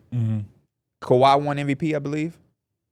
Kemba Walker played till his knee couldn't work no Yeah, more. and he didn't play for the rest of his career. Kawhi basically. won MVP. Yeah. I don't remember any of it. I just remember Anthony Davis. at the Kawhi free won throws All-Star to end game the MVP. That year, yeah. What? Remember they played to a total? Yeah. Yeah, he won MVP. What? That don't even seem like a Kawhi award. They was playing serious that day. I know they was, but like that's so crazy because that doesn't even feel like a Kawhi. Damn. I'm trying to find the box score. He did win it. I'm just trying to find the box score. After scoring I think 30 it was like points, 150 to what, 146 or something? he had 30. 157 to 155. And Chris Paul played 25 minutes. He hit 7 threes in this game. Yeah, his my team card for that was crazy. Why do I not remember him hitting 7 threes in that game? Damn. I don't remember the I 7 hope threes one of either, the- but I know he went crazy. I hope one of the games late in season where like not everybody's playing. I hope they just give him one game where it's like, you know what, Chris Paul, rock out. Did you gotta see be when the he last said his game of the favorite player in the season. league is Rock out. Keldon Johnson? He said who? When Chris Paul said his favorite player in the league is Keldon Johnson. That's just surprising as hell. I just made that I up. was about to say, that shit don't even sound That shit right. sound like some I'm gonna be a good He came on the teammate TV, so I just said anything. shit. But yeah, I mean, Chris Paul with the Clippers, another move. So their big three four offseason acquisitions: John Collins, Brook Lopez, Bradley Beal, and now Chris Paul. Love you all season. I It's a love really to good see him. I offseason, don't care man. what anybody on Twitter talking about. Yeah, they older for sure. But they got a lot of bodies. This is not like that old ass big three, and you just depending on Chris Paul, Kawhi, and Harden. This team has enough. Zubac, Collins, Derrick Jones Jr., Chris Dunn. Then you got Harden, Kawhi, Chris Paul, Bradley Beal. I think Bradley Beal is gonna have a really, really good year. Yeah, I'm excited to see Bradley Beal with them. For sure. I like this team a lot, man. I really do. I think they have depth. I think they're going to be well coached. Defensive identity is going to be good. They have size, versatility, athleticism. And I think because of all of that, you don't need Chris Paul to play a all. bunch. Yeah. Because you're really going to you're going to lean on Chris Paul a lot if you're Tyronn Lue during the crunch time of the year and in the playoffs. And same thing with Harden and Kawhi. So if you're able to just kind of float through the regular season and be a really good, steady defensive team who is handling business, and then you keep these guys fresh and good for the playoffs, I think you're going to be setting yourself up for success. I mean, because when you look at the teams out west, I mean, they a team that can legitimately probably compete for that third seed with the Rockets. I think based on their roster that they just got, they a team that could compete with the Rockets for that third and fourth seed. I think they could be that good in the regular season. Yeah, as long as James Harden on the team, Yeah. you good. Like that's really what it boils down to. Yeah, because last year they were the fifth seed. Mhm. So you improved your roster. Yeah, they going to be. I can see them in that same area. Yeah. I think the Timberwolves are going to be good again. We know the Mavericks. It's going to be you talked about how much you like the Lakers. There's going to be some the Spurs. Who knows how they're going to turn out? It's going to be some competitive. The Kings probably going to steal some games here and there. It'll be They some might steal competitive. some. I think I said this when the Bradley Beal thing happened. No, we were doing one hard-hitted question for every Western Conference team, and I was talking about how, with their identity being one of the top defenses in basketball for what – I mean, they were one of the top defenses all year long, but, like, since January, they were, like number one, number two, whatever the number was.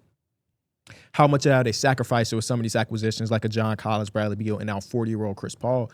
But if you're telling me that Chris Paul is, like, not going to be as integral to the rotation as he might need to be, now I don't really worry about it as much. I think it's also underestimated how good Brook Lopez can be off the bench as like an anchor for their defense too. Me too. Like Yeah. there's no fall off really at the rim protection. I love it because they didn't give up any of the defense to get these guys. So you still have Chris Dunn, Derrick Jones Jr.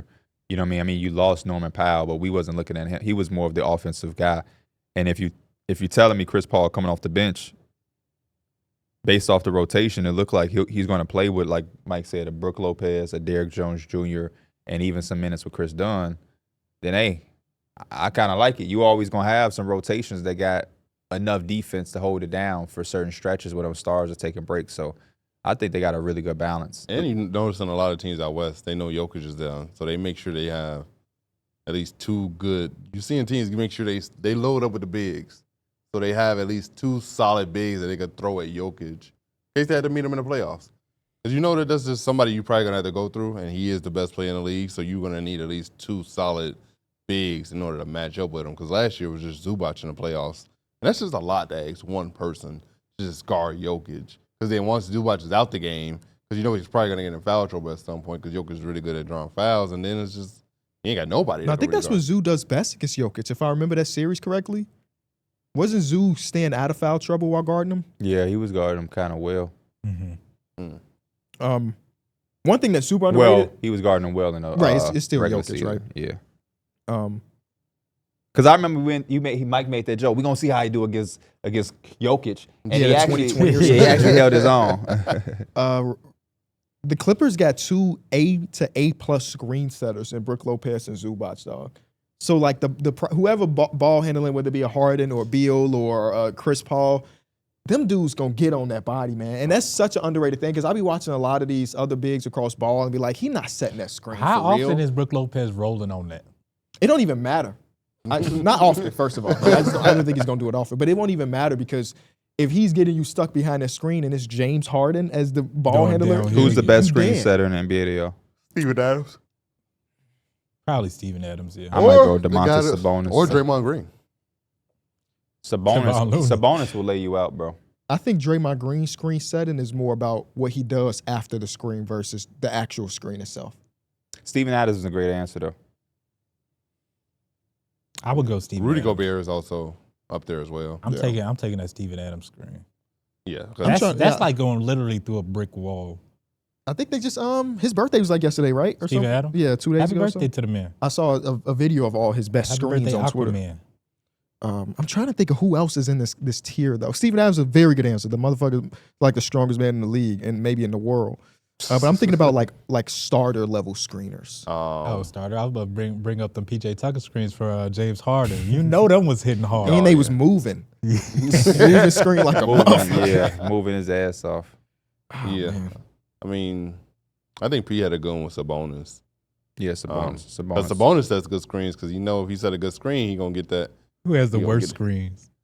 Giannis starts the bottom That's of the league funny. in screen That's setting. funny that we both had the Anthony same. Davis used to do the brush screens. Too. I mean, Giannis is not good at screen setting, but he's good at everything around the screen, if that makes sense. Mm-hmm. Like he's good on the dive, he's good when he like. But I mean, like Slipping. just the art of getting somebody stuck on the screen. Giannis is not very good at that. I'm not the biggest fan, as a Knick fan, of Carlton Towns screen setting. I hate when they set in the screen. It's like a fake ass screen so I can get open. Versus I'm trying to Yeah, set you the kinda screen just rushing legitimately. through it. Yeah. Yeah. Because if you set the screen right, and again, like KB said, the player's not behind me or I'm at an advantage, that's only going to help you. So why not try to get me open? But that's why a lot of people don't realize how much would go, because it's like that's why like what do you call it? Chemistry is so important. Like Clint Capella and James Harden, we talk about that so much because it was such a good synergy there, where like the timing, the angle, what James Harden is trying to do, how he's trying to get the person behind him, it all goes so well that like, yeah, some guys, a lot of times I just feel like Carlton Towns is just run up and just be like you said, I got to set a screen, so I'm going to just kind of just set the screen. He's had to be moving and shit, illegal screens. Was we at a game? Was that the game we went to? Where there was a bunch of illegal screens Yes. back to back to back Yes. to back. Yeah, That shit it was was from the Pacers and the Knicks. Yeah, it was very frustrating to watch. Wemby is also one of those screen setters I get frustrated watching. Well, he's also so long and thin, so like He might be easy to get around him a little bit. Yeah, he's not a screen. He doesn't have a screen setting body. At least not yet. I think that he is just big as hell, but I think D Mills is kind of hitting it where it's just like it is part of like He is big as hell, and D Mills kind of hitting it. Yeah, you need that wide body too. You Yeah. need a little bit of a wide He body. has such to a sit to the thin screen. frame that like I think naturally he's just not gonna set a good screen. No one's gonna get stuck on a Wembanyama And I'm gonna screen. say, and I think it's because you have to look at the defenders guarding. Usually, it's those big ass wings who are trying to bump you. They probably running through them little Wemby screens. You know what I'm saying? I can't remember watching 1,000 Raptors games last year, but I always kind of felt like Jakob Poeltl was a underrated Fundamental screen screener. setter. Yeah, I think he's an underrated center altogether. Well, we'll see now because he got a new contract, so I don't. That always goes into play. what's the money on that? I forget already. Me too. Wasn't it 4 years like 100 or something like that? Oh, it was. I thought I it was wouldn't be something like mad at 20 to 25 for Because he was making like 19.5 Yeah. for 40 the extension. But I'll look it up real quick. that. But Joel Embiid's also a good screen setter. 4,104. 104. So yeah, about what 27. 26. 26. Exactly. Yeah. But yeah, Joel Embiid got the body. That's for a good it. redemption after you said 7 can't be divided by 2 last episode. Good job. Do y'all look at the Clippers in the same tier as an OKC? Or do everything have to go right for them to win in like a 7? Out of respect for OKC, I'm definitely not gonna be just throwing teams in a tier. So no. I also had to see how all this works. On paper, yeah, they have the talent to compete with the OKC and the Nuggets, but I gotta see that finished product. They also had all the question marks for hell. So they do have a few question marks that I really just have to see. Yeah. Mhm. I just think the OKC is the reigning champs. They dominated the NBA. They deserve the right to be in their own tier, especially in the Western Conference. And they don't look like they're gonna slow down, man. Mhm. Like OKC didn't lose shit. No, Sometimes the best thing in the NBA is like when you win a championship or when a team win a championship, they got to lose a couple guys. Bruce Brown got to lead the Nuggets. Yeah. So, you know what I mean? Hell no. They Luckily, getting the same team and Topich. That's how I was so high on the Celtics after last year because everybody was just back. Yeah. Whole team. Obviously, that didn't go the way we thought, but still, that is such an underrated part of it all. They don't have to change anything about their identity. Nothing. And just get better, which you can just assume that they will, you know. seeing Shea working out with his son, holding him, that was cute. I didn't see that one. I didn't either. Oh yeah, they was like in the gym working out, and he was like holding his son. And it sounded like a baby? Yeah, Oh, the son wasn't working out. Wait, huh? I'm yeah. confused. Shea was working out, but he was like holding his son. Oh, He okay. was told that somebody Okay. was working Oh, out. that's Yeah. dope. That's dope. My son going to be P, working you said out. you finna go see Superman? Damn, just off the basketball. No, because it reminded me of something. Yeah, I got a text last night from my sister saying, hey, we're going to go to the movies. You know, you want to come with us? And I was like, yeah, Superman. They are the reason I've been seeing these movies. Because when I told you I seen Captain America, it was with them. So anytime they go in, I need to just take my ass to the movie. What movie did I just see last Oh, time the Captain with them? America Brave New World? Was Yeah, that we one? was Yeah. talking about that. But I just seen another movie with them on 4th of July. My mom and my sisters is how I get to the movie theater. Me and Dana need to go too. What movies is in the You theater? didn't see Thunderbolts, did you? No. What movies is? Name some more movies that's in the theater right now. I couldn't even F1. tell. It won That F1. Jurassic Park just came out. Jurassic Park. You Oh, saw it? Oh, I've you seen saw that? Jurassic Was it Park. good? I liked it a lot. You did. Okay, that's good And because we That's planning the on day seeing it came too. out. It literally came out on my birthday, I think. Okay, yeah. So I went, the next day, and my expectation is high because Jurassic Park is something I bonded with my grandfather, rest in peace, when I was a kid. So I watched the originals on the cassettes before the shit was on Yeah. DVD. That was one of So- my favorite movies growing up. Me too. So when these new ones was coming out, I didn't watch any of them because I'm like, man, I'm used to the dude from Seinfeld was in Jurassic Park. Like this shit where he got trapped in a car and shit. But that shit, I was like, bro, this shit decent. You Like watching it in 3D? I did not watch it in 3D. No. I watched the last one in 3D. Hey, It was really good. I was think good? 3D and 4D, that shit is unnecessary. I've I never agree seen with anything that. in 4D. By Bro, the way. just saw- go see the Ever. shit in IMAX if you can. If not, I saw the other Avatar. shit is just I saw unnecessary. Avatar in It's unnecessary. 4D. It felt amazing. I liked it. I went to 'Cause see you, like- Wolverine and Deadpool in 4D. Cause like you feel the When it wind. rain- oh, you when it feel like, rain. they blow hot air if it's hot or like You ever seen a it's movie like this? water. I You ever seen a movie I like this? seen saw, Wolverine and yeah. Deadpool and in 4D, and it's like you be trying to watch the movie, and all of a sudden your seat shaking and It's shit. so unnecessary. It's like sometimes you could, yeah. I it's- saw like an original movie in that Shark Boy and Lava Girl, like one of the first 3D? 4D screenings ever. Oh, that was 4D. Yeah, when we were they took our school to go see it.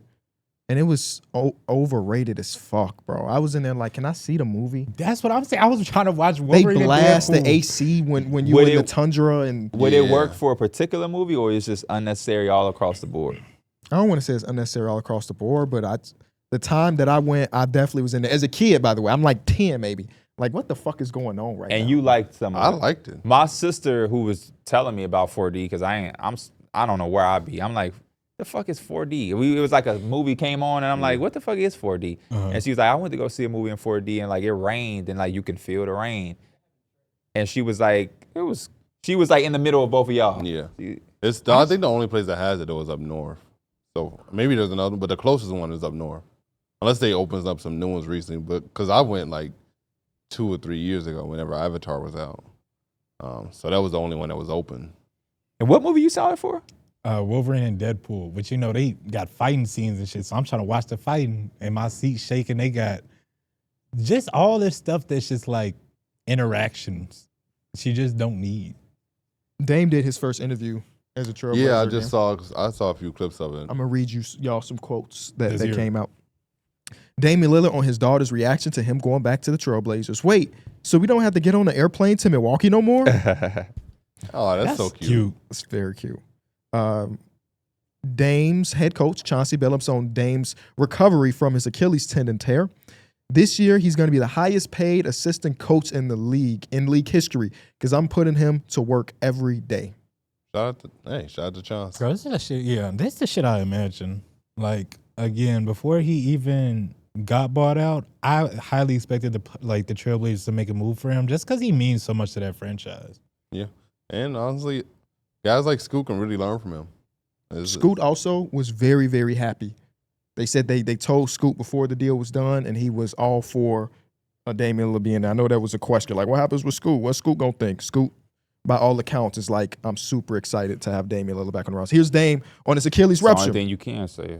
My- Good job. My thought was, I'm about to come back from this. Everybody else had more pity for me than I did. The PT was about to cry. I didn't cry. Talk to Aaron Rodgers, talk to KD and Rudy Gay. All those guys experienced it. I've never had one moment of pity.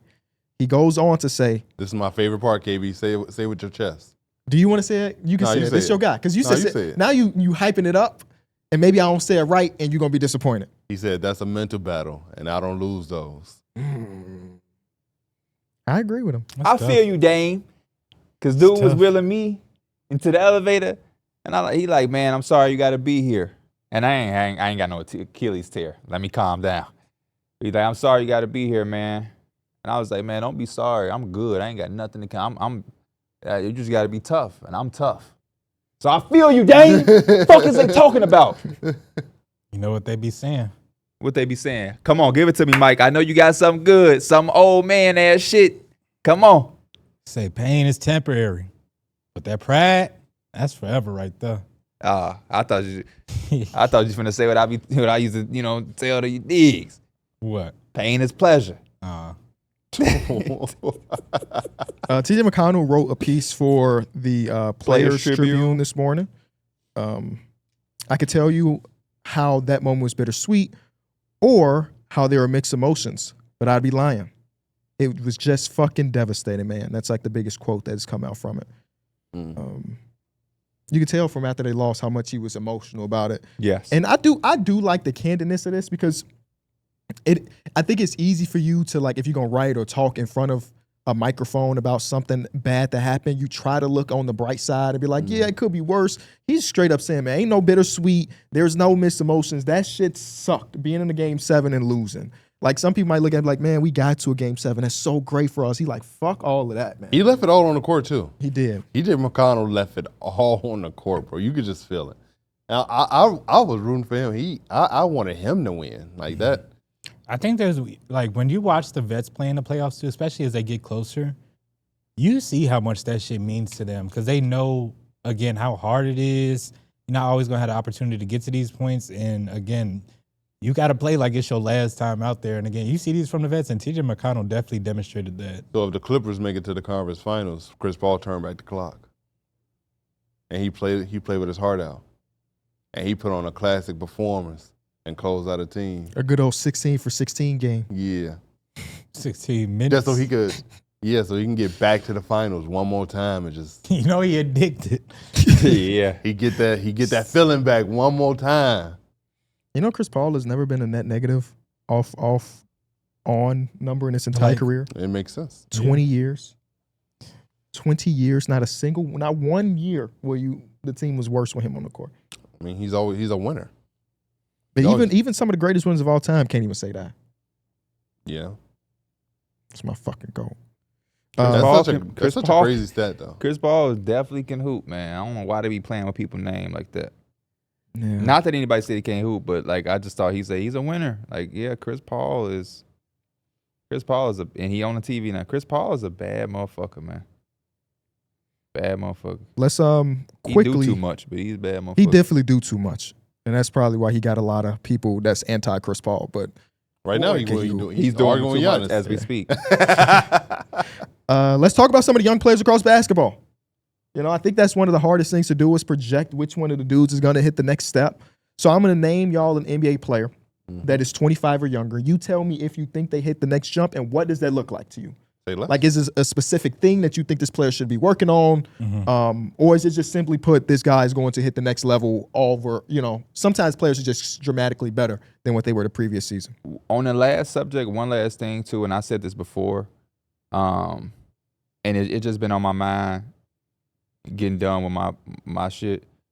I just don't, but I can't believe how supermanistic, I just made that up, we kind of make athletes to be. Jason Tatum tore his Achilles, woke up and got surgery. Like, that's so bang, bang, bang, bang, bang, bang, bang, bang, bang. That's not the normal.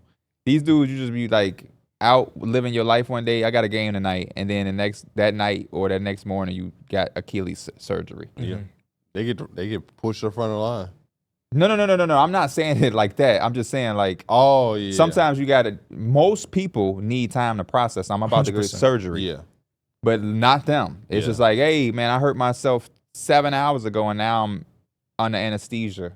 From my understanding, the Achilles one is one that the quickest you can get it repaired, the higher your success rating is to getting back. Okay. So that's why you do see like Halliburton or Dame or Tatum get it done in like 12 hours right after. Once you find out it's a tear, the next question is who's going to do the surgery and can they do it right now?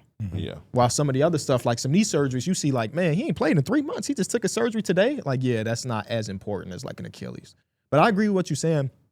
There's a conversation I was having on Twitter the other day that I said that there's not, I was joking in a way, but like half truth in my joke. There's not enough glazing in the NBA, right? And then somebody replied to me with a TikTok that was basically comparing the way soccer announcers and commentators talk about players versus the NBA. And they really do turn soccer players into like These godlike figures. Yeah, I seen that video. I thought it was a really well said video. And I mean, some of the things he said is like, you look at the guys on NBA TNT, those are guys, but like a lot of that time they're just joking around. They're having fun. Where you watch the NFL broadcast, they're breaking down these stories. They're breaking down Patrick Mahomes and how brilliant he's been on. Like, they're breaking down a lot of these things. And I was even like, just watching WNBA, I feel like there's a difference in coverage. Like they do a lot of bringing up their players. They know that they know that they're not the most popular sport, or like they're not getting the most views, but they want to bring more eyes and they want to get their names out there. So they glaze. Yeah. It's a funny word, but they literally glaze them. Yeah. And like when people replied to that tweet, there was a percentage of people that was like, one of the things they love the most about the NBA is that we don't do that. Where like you can see, I'm trying to think of a player. I mean, obviously if Anthony Davis is walking down the streets in Chicago, that's Anthony Davis. He's fucking 7 feet tall. But like a normal heighted guy, just TJ McConnell can just be walking around and he's just a normal dude. Yeah. So I could kind of see it both ways. But I do kind of lean mostly to like, I think that like what Shea just did, I don't want to make it about the Thunder again. For the conversation to be— They had a former champion. It's glaze on KB. Okay. But the conversation to be like, I don't even know what percentage it is. It's not 50-50. Maybe it's 60-40 positive about the Thunder after a championship. It's fucking nuts to me. You just won a championship and there's still so many people / conversations about the things that they hated about a certain player or a team that season. That's so mind-blowing. Like, I don't know if we've ever come up here during our 7 years of covering that we go into a champion and be like, they was good, but fuck, I hate it when they did this. Like, that's just not the way. I was thinking about doing like. We probably only did that when the Lakers won because Mike is a Laker fan. That's probably, and I would assume y'all would do that if the Knicks won just because it's fun. Yeah, people buy. But on a serious note, nah, never. Yeah, people do think we hate the Lakers, but when the season comes back around, we should have like a segment, and maybe it's called like the glazing corner or something. But we're not going to use that word. I'm so tired of using words. We ain't got to be that word. We got to find a better word 30. for it, but like. It's funny here and there, but a segment, nah. It's just like the excuse to bring up a random player that had like some excellence on that week or whatever. So it didn't matter how it's small. Like Millsmans of the Week. Millsmans of the Week. He say, "What the fuck you doing? It's my segment already." We did it every week. Degree, and we used to do. Like do y'all remember we used to do like in the like before it was we might have first went audio. We used to have like a yeah. I think I know exactly what you're talking about. What was that called? I used to get a graphic made and everything for it, and it would be like kind of like Players of the Week. I know what you're talking about, but I don't remember exactly how it went down. It was so early. But I do remember the graphics too. Yeah. We used to have graphics done and everything. Shout out to Cushy Season. Cushy used to make them, I think.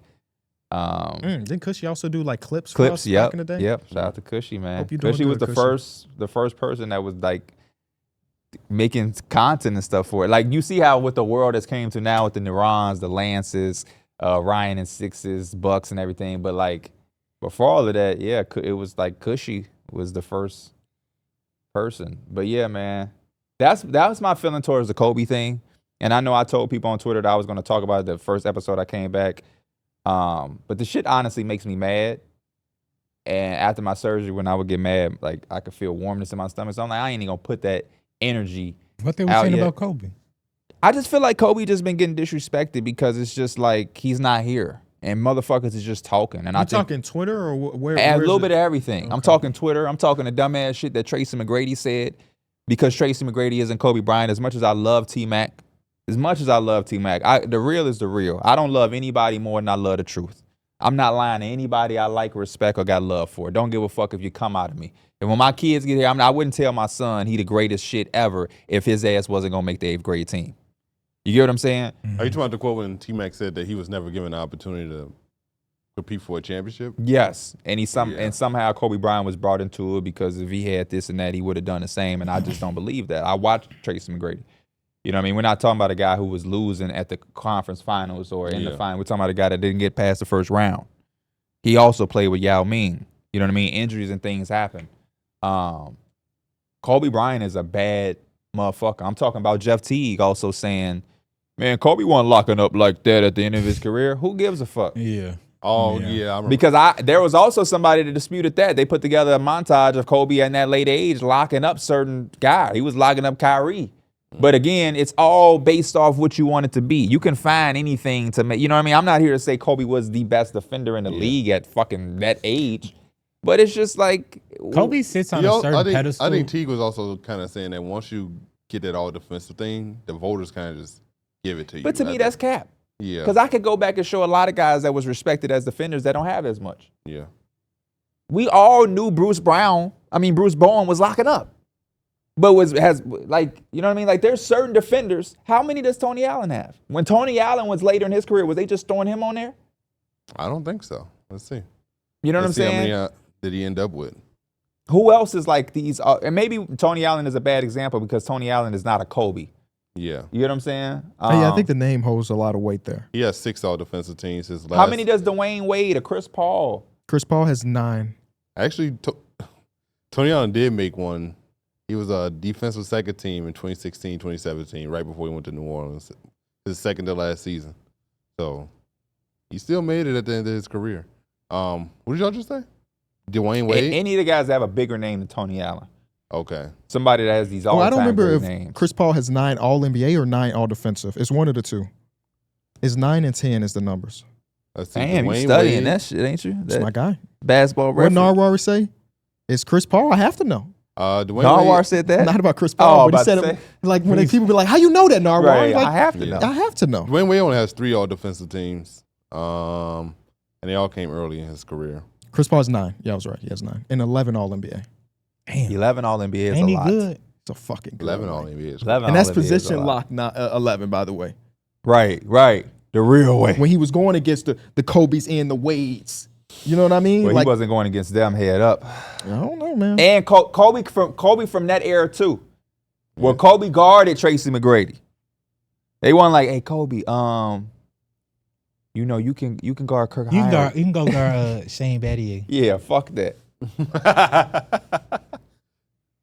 But Such these a young weird guys, winger. I ain't gonna go off into the Kobe thing, and that would be a whole tangent. But keep Kobe name out your fucking mouth. It ain't gonna be respect. But I Especially know- you motherfuckers on Twitter. The Twitter shit is a whole nother conversation because you motherfuckers didn't even watch. Motherfuckers don't know nothing about Kobe. Saw a motherfucker talking about, man, Kobe was a bad teammate. What? The center position was so weird and like for a while. I'm looking at the people that was making All-NBAs as a center. Andrew Bogut. All-NBA is Bynum made all-defensive. All-NBA. Oh. All NBA. Bynum That's made one. Andrew though. No, he was really good that year. I was talking to my dad. He was like, yeah, I feel you, son. I don't know why they do that with Kobe. You know, I wasn't a big Kobe guy until after. Kobe is the man. A lot of them motherfuckers play with Kobe. You ain't see shit after that. He's like, Bynum. I'm like, yeah. Bynum after Kobe is non-existent. Yeah. He said, Lamar Odom. His ass is in the dig. That's wrong for them. I'm like, you crazy? Well, okay. He's like, shit, before Kobe, Pau Gasol ass was out there with the Grizzlies. He wasn't even on shit, really. Like, Pau Gasol was solid, but yeah, he's shot up with Kobe, okay. Like Trevor Ariza, he got the bag after Kobe now, but that's all. It was just like, I kind of learned to myself that there's some people that just straight up I don't even know. They just don't like Kobe. I don't know if it's the efficiency shit. You're right. You're right. When I talk to people about it, if you're trying to tear him down, I just kind of push it away because for me, Kobe kind of sits on this pedestal and it just can't really go down. So it's just like it cannot. That's why my mind blown. He's cemented, bro. He is cemented. He's cemented. It's fucking Kobe Bryant. What are we talking about? The name. Kobe has the greatest basketball NBA name ever. Kobe had people that didn't even play basketball shooting paper balls into talking about fucking Kobe. Kobe, don't even know who the hell Kobe is. But we be sitting here talking about a fucking Mamba mentality. We see motherfuckers from different sports talking about, just being like Kobe. Manny Machado was traded to the Dodgers and said, I'm wearing number 8 because of Kobe in a whole different fucking sport. I don't think there's a high school team that has the number 24 available. It's not many teams or jerseys that got 24 available. It's always getting took. You damn sure can't wear 8. You damn sure can't wear 8. Young guys? You ain't got nothing to say about Kobe? Not at all. You should think about something to say before you get your ass jumped. You laughing over there. I ain't heard nothing from him either. I chimed in the Say something right now, motherfucker. Right now. Say something. About Kobe. Something. Nothing. I ain't got nothing to say. Darrick, don't make me jaw you on fucking camera. What's your favorite Kobe moment? When he came back from 9 points against the Raptors in like a minute. Against Rudy Gay and DeMar DeRozan hitting all them threes and shit. You better have gave an answer. What the fuck is this? This shit got 12 views and it was in my recommended. Like, what the fuck is going on? Let it rock. Yeah, young we players. about to see if they can hoop. Yeah, young players. All right, I got one. Okay. You got the list, or you want me to say one? I was gonna go on this list. Yeah, he said he was got a list. Yeah, he said he got a list. I prepped the segment. We You said want to say Keyshawn George? No. No. I got one player. He 25 on the head. At least I think he still is. Who? Andrew Nembhard for All-Star. All right. Now you can go on with your list. Do you remember what the segment is? Young stars. And what did you want to see them get better at coming into this next season? Basically, is the gist of the segment. Why you just didn't let him finish? He probably could have said Andrew Nembhard. He wasn't on my list, but you didn't even. Anyway, let's start at the top of the list when it comes to players under 25. Victor Wembanyama is going to go into his 3rd season. What could he get better at, in y'all personal opinion, to have him be in that superstar realm? I think one thing pretty evident is just asserting his dominance down low. I think we saw him last year shoot a lot of threes. He is a solid 3-point shooter, but you got to have a more rail-rounded game when you're 6'7", You got to be able to take advantage of teams putting wings on you and make them feel like, oh, damn, we can't even put wings on them. You got to actually play out big on them. And I just think that could be one area where he could really force the issue and get some easy buckets. I agree with Darrick. I think he's dominant defensively. I think he's shown that, no doubt. Now it's just trying to figure out a way to be dominant offensively. Because once he becomes dominant on both sides of the floor, this team will never lose below 50 games as long as he's healthy. And I'm patient with him. Because it's going to take time figuring out his spots, his go-to or whatever. And, I think it's a beautiful thing that he can shoot and keep the defense honest. But to Darrick's point, you just don't want to bail teams out too much. I love that he can shoot, and I want him to let it fly. But there are certain times in games where, man, these motherfuckers just can't stop me at this rim. So this is where I'm living today. This is just how I'm getting it. You know what I mean? So, just being a dominant force on both ends of the floor. Because, like I said, when he's on the floor, we should be he should be starting to get to a point where the MVP talks is coming, based on what he can do defensively. And if he is dominant offensively, then my goodness. He's already a -160 to win DPOI. which is Minus odds Crazy. during the offseason is nuts for anything. it's really just being able to get the easy ones. He's already like a 20-plus point game. How many free throws did he shoot a game? I can look it up real quick. I was just on this Basketball Reference. That comes with less jump shots too. Yeah. Last year, Victor Remen, I would say he probably shot like 4.5. he shot 4.1. Yeah, I would love to see that go up. The year before that was 5, so he went down in that thing. But He all of was that makes shooting better, sense though. because he was more away from the basket his Yeah. second year versus first year, so it makes sense that it went down. Yep. All right, I'll just go to the next guy. I think 6 is a good number. Anthony Edwards. It's the I just playmaker. think being able to manipulate double teams is a lot better. I think that was one thing that he's coming into all season working on.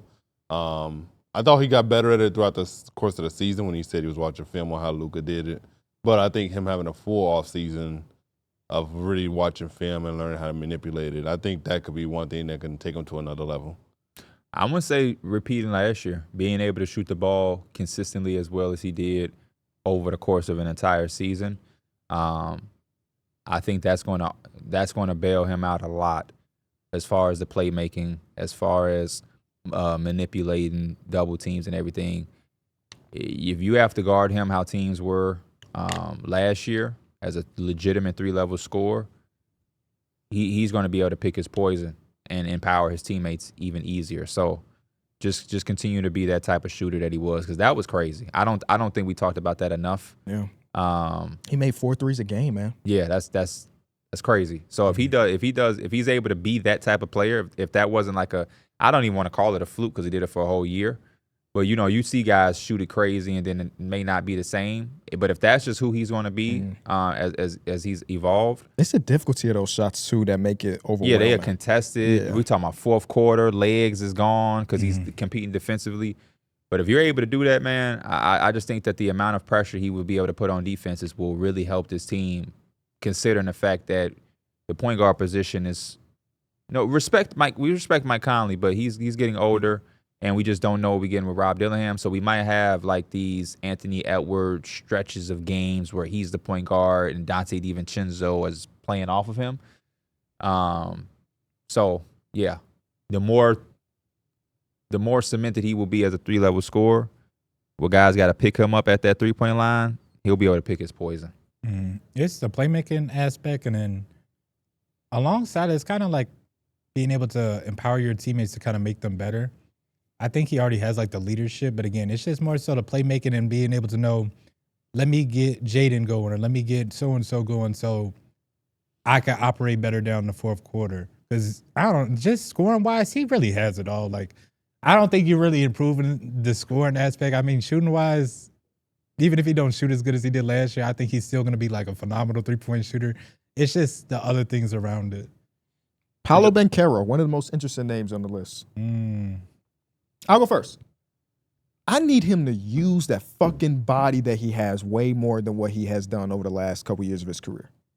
I can see it. He's so much of his build is so unique. For him not to put his shoulder into your chest as often as he does and like settle for those tough shots, which he's a tough shot taker and maker, so I respect that. But he can be so much better when you talk about him as a person or a player next season if he uses his size more to his advantage. I could see it. My fight back on that.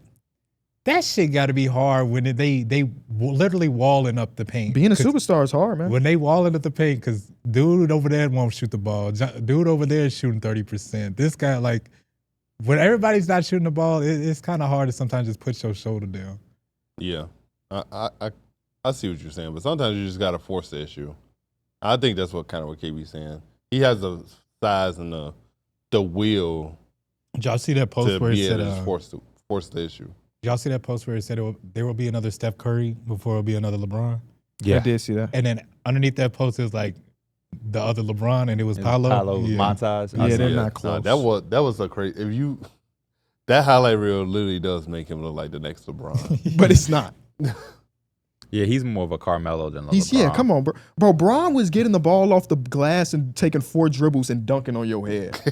Like both of the Currys and the Brons are damn near an archetype that it's going to be so hard to replicate, even if the guy has the body or the mixtape to look like it. But it's like, that motherfucker Bron was A+ playmaker, A+ defender, A+ in transition. He passed first, but he led the whole NBA in total points. That motherfucker really is one of the GOATs, man. Yeah, Paolo is interesting because he's a walking mismatch, so I understand. I hear what Mike was saying.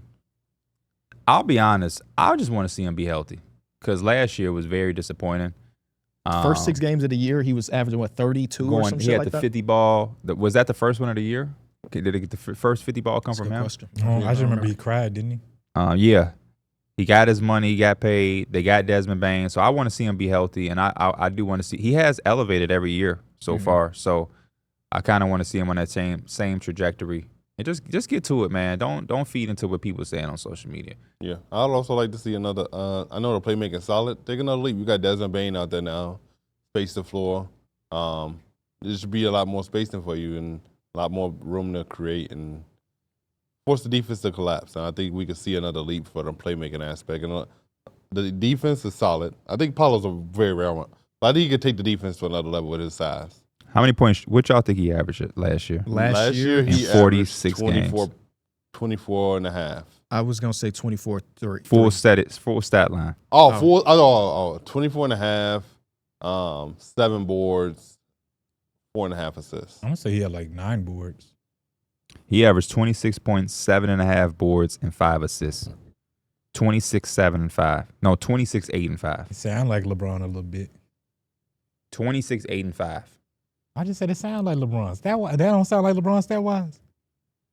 No, He was 19, maybe. 20. Bron is probably like 27. It's like 28. It's 27-7. That's the 28-7 number. 7. He couple more assists, he'll be right though. Yeah. All right, our next guy, J-Dub, J-Will. Oh, he's also an interesting one because he was just he was so good. I think it's got to be jump shooting. Yeah. Playmaking be further down the road. Playmaking is road. another thing. But shooting, I think the way he could get to the basket and the way he slashes, if he could be a little bit better consistently, like with the jump shooting, then like how do you stop him from getting? How do you stop him? I can't wait to see the year that he had. I mean, I can't wait to see the year he has though, because like he had a good year. Yeah. He was an All-Star, All-NBA champion, and all defensive. He had moments in the finals where you're just taking over. Yeah. But yeah, the final shit was like another even step. Was that a little 40 ball? So this year, I feel like J-Dub can like go a lot higher. All on a broke wrist, by the way. Yeah, I was thinking that too, P, because like as a young team, Shea shouldn't win another MVP because they're gonna be like, you play with this guy type shit. Type shit. I was thinking about J-Dub and Chet. Like they finna have some type of like swagger or something because they coming off a championship. And it's just like, man, we did all this shit. For real. But we still have room to grow. So his best some of his best basketball was in the NBA Finals, bro. Yeah. That 40-point confidence game. gonna be out the roof. He put up 21, 5, and 5 last year. J-Dub should get close to 25 points per game. I think it's realistic. What do you think, Darrick? Do you think he can be second in scoring on the team next year? Yeah, I think J-Dub could be second in scoring on the team.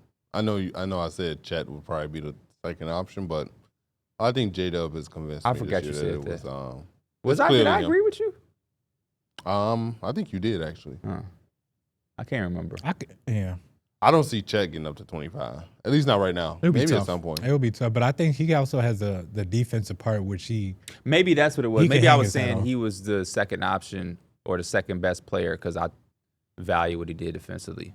J-Dub. that sounds like more the conversation than the points. I think what I want to see more from J-Dub is that there are times where his aggression wavers a little bit, and I know he can score. And there will just be times where he's a little bit more passive.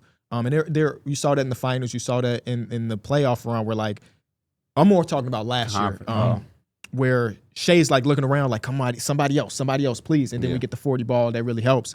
Like, if we could just get him consistently just attacking. Once he got to that rim, it's nothing you could really fucking do. That's what I think me and P was talking about, though, is it's like, though you should have a lot less of those problems now that they just went all the way. Finals run, yeah. So it's not like, so now he has the confidence to be like, hey, I don't care that Shea the MVP is trying to close out. I could do that shit too. I had 40 in a fucking like finals. I could do all that same shit. And I think it's just that confidence level is really for the show after a young team just Their won the offense got to championship. get a little better too. That the shooting got to elevate a little bit. Their offense is a little stagnant. Yeah. So, yeah. LaMelo Ball. Health. He just has to stay on the court. Also, I think shot IQ, shot diet. Okay, yeah, I was His gonna say shot- let's no, stick no, with yeah, the yeah, growth and, first, though. yeah. His shot diet is terrible. I think LaMelo takes a lot of crazy and. How wild old is LaMelo contested Ball, threes. LaMelo is 24. He's 23. He about to be 24 in August. So yeah, you're right. Okay. But yeah, I just think his shot. When you watch LaMelo Ball, he still plays like he's still kind of in high school. He's at Chino Hills. Still. Yeah, like he still plays like that style of basketball, and that's why I always question if that's like a winning style. People say they want to see him in San Antonio or the Clippers. I'm always just like, he don't even seem like he fit. He played like that his whole life.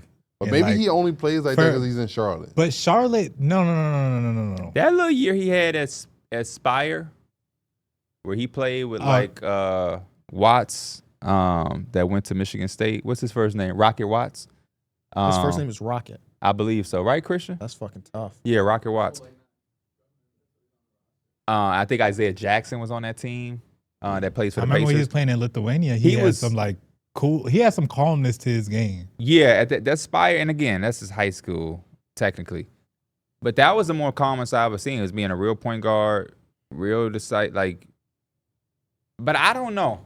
He need to be the way he is with Charlotte. Yeah. He don't There need was to go no- in there trying to run no fucking offense like he's Steve Nash. He has to kind of be a little bit like, I'm a number one option. There was, to me, like, it's so hard for him to be playing like that his whole life. And then for the Hornets, who didn't have no boundaries for him, Yeah. it was like, man, do you. And he's like, I mean, you get the results from that. That's my favorite attribute about LaMelo, if I'm being honest. Because as That's a how you- Lonzo fan, I thought Lonzo was too reserved. LaMelo has more of the I don't give a fuck than I think Lonzo that's- does. That's I how think- you be killing. That's how you be having them like 30-point games. gotta against meet in the middle Celtics type somewhere. shit. Yeah. I think it's okay. You got to have a little bit of fucking in your system. You can't be all fuck it. You just all And fuck I do it. think You LaMelo just- is you just kind of mess it all up. No, said- for sure. I think it'll get there. He's 24. Yeah. But he's been in the league for a minute now. It just seems like there's no drop off from that. It seems like it's literally just continues. I think my thing for him is more about the recklessness more than the shot diet. Some of the passes he tries to make, when it click, it's like, whoo. But when you average 4 turnovers a game, I feel like you just got to cut Right. down on some of that Trying a to be a little bit. home run hitter. Yeah, it just becomes too much. I agree with all those things y'all said. I really want him to like impose his will though. I think we see too many flashes of brilliance. Like that Pacers game is engraved in my brain from last year that they won and he was killing. Maybe Brandon Miller hit the game-winning layup.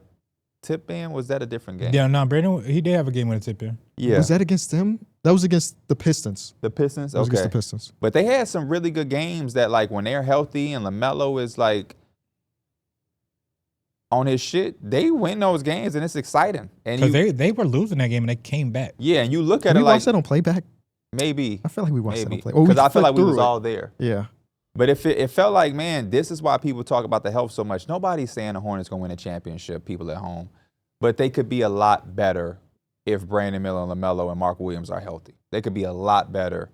And I think a lot of people don't know how good LaMelo is or can be because the Hornets aren't good and because he misses games and because when you do watch the few games, they're not that fucking good. And it looks like he's just chucking up shots, but at times he is. And he does turn the ball over a lot. But I've seen some games where LaMelo look like a fucking MVP. Yeah. Yeah, he cooked. He had a game against my Lakers, he cooked. That's one where he had Luka stumbling. And so I want to see those be less of moments and more of like more consistent, where it's like LaMelo just had 37, 11, and 6, and he made 6 threes. Yeah. You know what I mean? Because if you look at the stats on the basketball, those games are going to exist there. They're just going to be all over the place and not like da-da-da-da-da. All I right, would let's, say This just dude was an all-star. Ain't that fucking crazy? Yeah. LaMelo was an that all-star. shit feel like a 300 years ago. Yeah, it does. He was an all-star. I think it was his year 2 season too, wasn't it? Yeah, I mean, these numbers in year 2 is 27 and 7.5. Who also made it that year? Fred VanVleet. That's definitely not what I was thinking about. Right? Am I right, though? Did I Fred don't make know. it? I don't know. Or did Fred not make it? Is that what year is that? 2020? Are you saying that September? someone else from his class made it? Yeah, that's what I'm thinking. Oh. That can't be. Anthony Everson make a year 2, did he? LaMelo was an all-star in 2022. That's No, That- 2022. his second year. Right, because he was drafted in the 2020 draft class.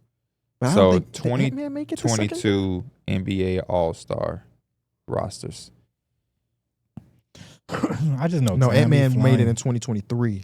the year after. The year three? after.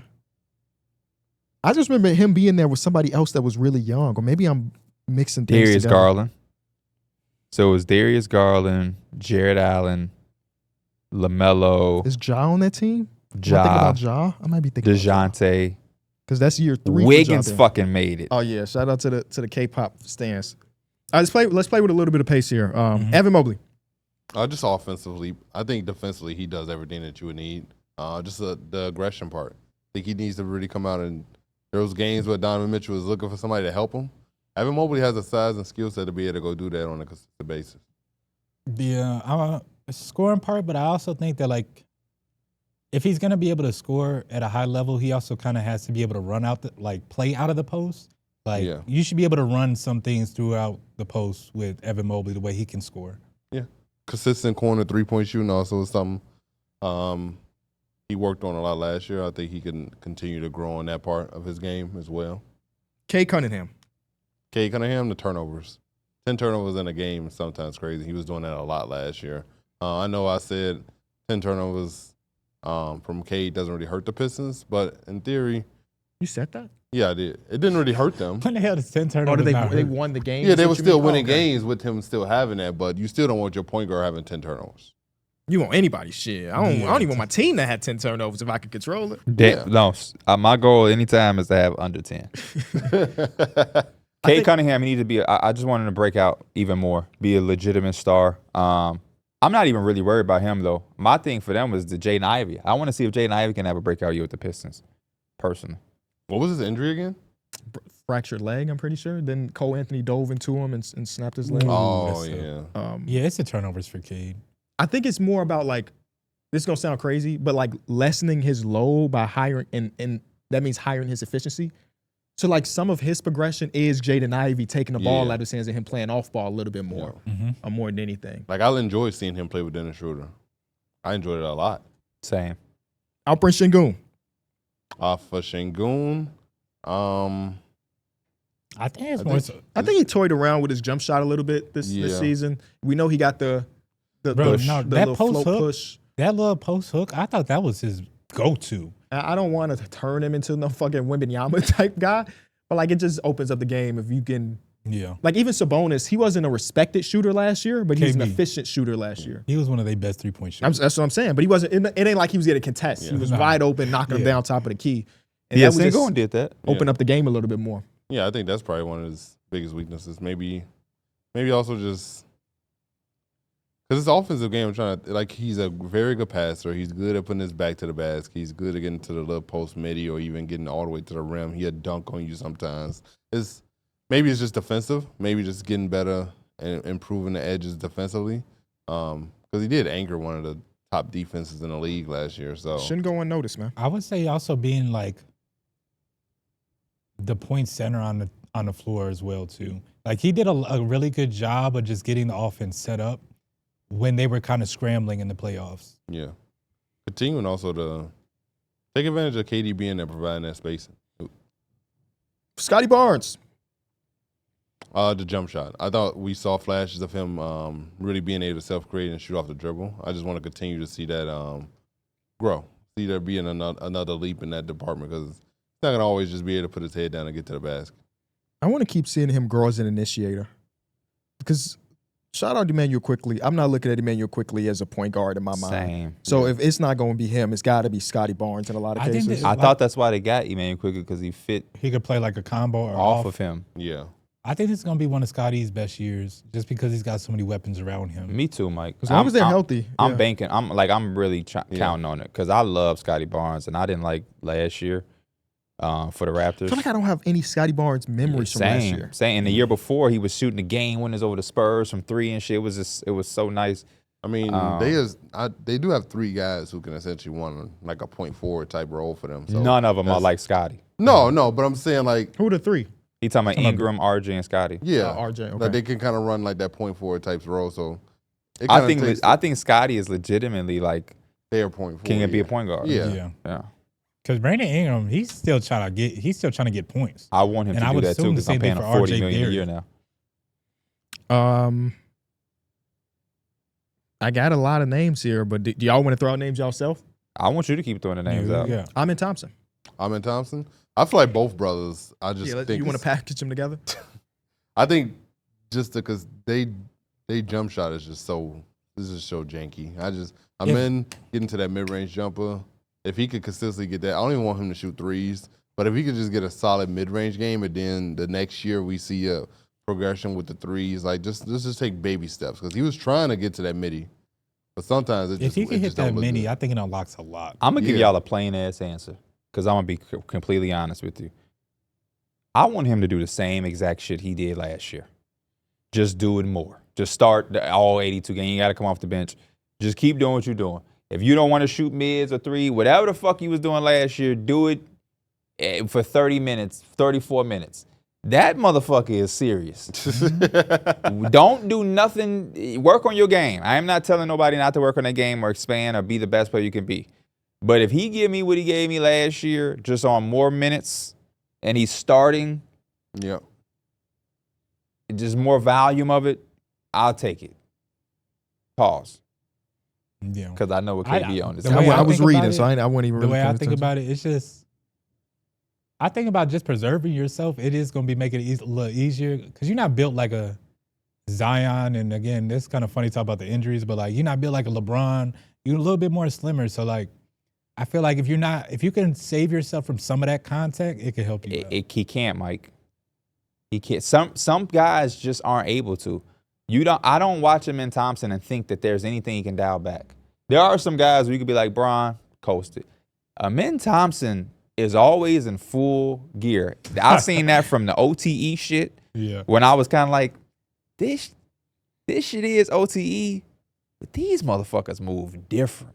It took me a long time to tune into them because I was like, that OTE, everybody gonna kill over there. But when I finally did tune in, I was like, wait, they moving like this? He just Euro step dunked? Hold up, I don't give a fuck where you doing this at. This ain't normal.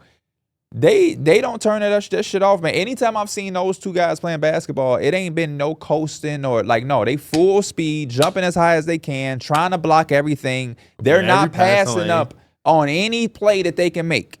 So you either gonna get it or he gotta be DMP. But you ain't gonna tell him, hey, shoot some jumpers so we can preserve you. I just don't think that their level of athleticism, you can't have everything. They ass is just like, they don't have the off switch. They just relentless workers too. That's what kind of makes me think that they're gonna add to that shit too. Yeah, I think they are gonna add. I see what you're saying though too.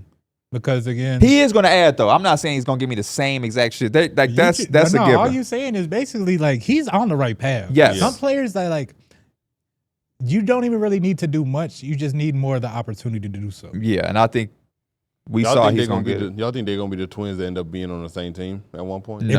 Hey, bro, I would. The shooting makes that shit difficult, but if they were, that shit would be like amazing to watch. They're too good.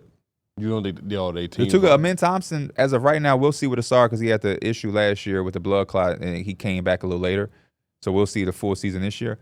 Min Thompson's trajectory is a max player. Yeah. You cannot get too you know what I'm saying? Like it's gonna be very hard. And then now he's playing on the Rockets too. The Rockets are really, really well built. The Pistons look like they're treading in the right direction. It would take a lot for them to find a way to get on the same team. And I don't see any. There was talks about like if Giannis is available, man, I don't know if we put him in that. People talk about him like that. So it's like, How do you think he determines when to go and when not to go? When he don't have nothing to say. When do you think? I wonder if it's like a volume thing. Like how much liquid is actually in his body at that moment in time. What liquid would have been in his body? He took one sip at it. I mean, I don't know. He just his bladder. Is like, does he wait until it's literally filled? It's like, I can't even hold it no more. Or do you think he waits till one of us feels like it's on like a tangent? You see, I was just talking for a while. You're like, oh, P finna talk, so let me just go on. He said, I don't care. We're not gonna ask him either. We gonna have to tally it ourselves. All right. So this time he was talking about P was going on a Thompson twin rant, and we'll see what he does next episode. Because it's an episode by episode thing. All right, a couple more names here. Because a lot of these dudes have aged out of the 25, or they're 25 and older. So like Jaren, Tyrese, who we can't talk about next season either way for him. Zion is now 25. Tyler Hero, Darius Garland. All of these guys have aged out. So let's go with Dyson Daniels, I guess. And then this will be our last one, because then we get to like Kobe White, Onyeka Okongwu. So Dyson Daniels, you said? Yeah. I want to see Dyson Daniels playmate. I want to see him be able to I was going to carry say the hand of the unit. ball. Because that's what I looked at him as when he came into the league. He was this combo guard that reminded me of Lonzo, and he did some of that for the Hawks, but I want to see him more of that, especially when Trae Young is going to go to the bench. That's what I was going to say. Handle the ball a lot more. And alleviate some of that pressure off Trae Young. And I would like to see him run the second unit. I would like to see him out there pretty much being the initiator and the head guy of that second unit. You know what I'm talking about? Dyson. No, Kobe Buffkin. Oh, Kobe. Yeah. He was on this list. Yeah. Hey man, I'm rooting for Kobe. They need something. He's talking about Dyson Daniels. I'm rooting for Kobe too, though. I'm rooting for Kobe He had too. that 25-point game in the summer league. In Summer League. Okay. That's all I got. I got a little something. It's real quick too. Okay. It's just some. Now back to your landlord. No, I'll just fuck with you. I got some just simple over unders that we can do some predictions on the season. First one we got is Anthony Edwards threes. Last year he made 320. It's at 315. Under. Taking the under. I'm gonna take the under as well. I'm playing the game. Yeah. This is a little bit under 4 threes. That was history when he was doing that shit. So And then I'm also thinking about potential games missed. So I'm gonna go under as the safest bet, because I'm not a crazy gambler. Like I wanna hit the 17 leg parlay. B-Mill's telling me you taking over. I'll go over. He'll make This 300. Ant-Man right here. He'll go 318. sound like he's going over because you told him to. Next one is Trae Young assists per game. Last year he was at 11.6. God damn. This year I got it at 10.5. Over. Gotta take over if he was at 11.6. 11.6 is just so damn That high. shit don't even bro. sound right. Did you fact check that? It don't. That shit does It's not Trae sound. Young. I know, but Yeah. even people don't be getting to 11. Let me make sure it wasn't no His post career is game. probably close to 11. Let me make sure it I wasn't would no guess his post, career is 9-7. All-Star. You think so? I think it's probably about 10.5. Let's see. It was? His career is 9.8. 9. Okay, yeah. There we go. 11.6. I'm thinking about 11.6. Yo, Ooh. why do it take y'all so? Oh, yeah, they be take saying forever. that, Yeah. But yeah, it's 10. I don't know. it's Where do y'all 11.6. go? Do y'all Google the question, or you just go to Basketball Reference I and go to type in Basketball Trae? I just typed in Type Trae in Young it. assists last season. See, yeah, that's Oh, too why much. did you do that? Huh? He said he typed in Trae Young's assist last season. You should have just typed in Trae Young on Basketball Reference. You giving advice when your ass be taking just as long? How many threes Kobe White averaged last year? Kobe White? Look it up. You don't know. Oh, I thought you was One. asking me. I thought you wanted me to just. 3. I already have Basketball Reference open. So Oh, so you cheating? Oh yeah, you cheating. always have it open. No, you don't. No, you do not. I always have. Not it always open. have it open, but I That's was what you reading- just said. You just said I always have it open. I try to have it open. You just said you always have it open. I'm back. I He averaged always- I'm back, 7.9. motherfucker. I'm here to annoy you. He averaged Who's- 7.9. Jokic was That's a lot. second in assists by. He was at 10.2. What about Jokic's assist? He was at Second. second. So Trae Young was 1.5 above everybody in the league per game, assist wise. We're That's face impressive. to face in the crowd. Then Halliburton, then Cade, then Bron. Y'all taking over? I'm taking you. I'm taking over. Yeah. I'm taking over. Norman Powell points. Last year he was at Under. 21.8. Under. Damn, he said the line is 12. Under. I got the line at 18. Oh. 18 feels about right. Oh, Yeah, it does feel I just might right. Yeah, push he that. actually might- I might not, yeah. I wouldn't even touch that. It's too good. I wouldn't touch it. yeah. Yeah. 18, yeah. That feel just right. I thought you What did finna he say. average- What did he average last year? I 20? 21.8. Yeah. So I thought you were gonna say 20. Did we do any craziness there? 18 is just right. I'm not touching it. We might have had 1 or 2 in there. Here's another one that's You almost 30, man. Cut it out. No, just My youth is why we still here, baby. Next one is your guy KB Josh Giddey points per game. when is he getting a contract? Kid's almost back in school. Well, everybody's still waiting on their contract. Yeah, but he was supposed to. The Bulls are dumb ones, right? They're the idiots. So if the Bulls playing with your money, you might be in trouble. They gave Patrick Williams his money, like Josh Giddey, like, oh, that's what we on, huh? Yeah, they say he wants Manuel Quickly money. So Josh Giddey points per game. I got it at 18. Under. Post All-Star usually averaging 20.3. I'm gonna go slightly under. Josh Giddey, this is 18. I'm gonna go over.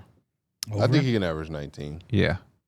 I think he's one of the more interesting to people to look at his scoring and what he does over like the full course of a year. Yep. KCP threes. Last year he hit 113. I'm keeping it right at 113. Over. Over. I No feel like way it should he's be going to be a this bad, right? I Yeah, feel like it's got to over. be a strong over. Dyson Daniel steals. Last year he had 202. I got it at 200. Under, man. He did some legendary shit on that stealing, man. I think he'll can't. continue it, man. I'm gonna go over. It's such a scary number. Steals ain't easy. It's like 2.5 steals per game. That's a lot, bro. Dyson Daniels? Yeah. 200 But steals. he would have games where he would get like 8. Yeah, over. He does it again. We got Wemby blocks. In the 46 games he played, he had 176. I got it at 320. So basically a little under 4 blocks a game. That's crazy. I think he was 3.8 his rookie season. Last year, I couldn't tell you what that averages out to. In 40 games, he had 176 blocks. Yeah. So I mean that's still basically about like that's like under 3 a game. I'm going to go over. That's crazy. You would think that people stop testing his ass, though, eventually. I'm going to go over too. Yeah, I'll go over. I would have hoped that he plays more than 41 games again. For sure. 46. 46 games? Yeah, Yeah. 46 games, yeah. Next one is Jokic triple doubles. Last year he had 34. It's at 35.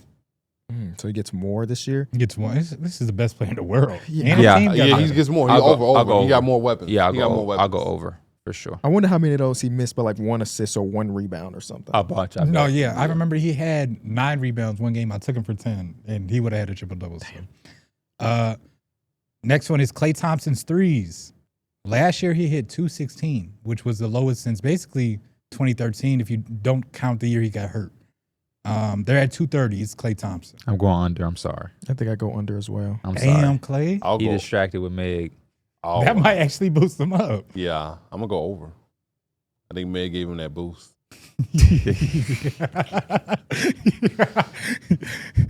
Oh shit! And then the last one I got, this one probably y'all probably don't care about, but I think it was cool.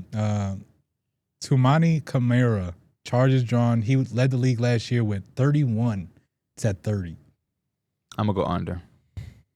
Y'all know who holds the record for most charges drawn in the season?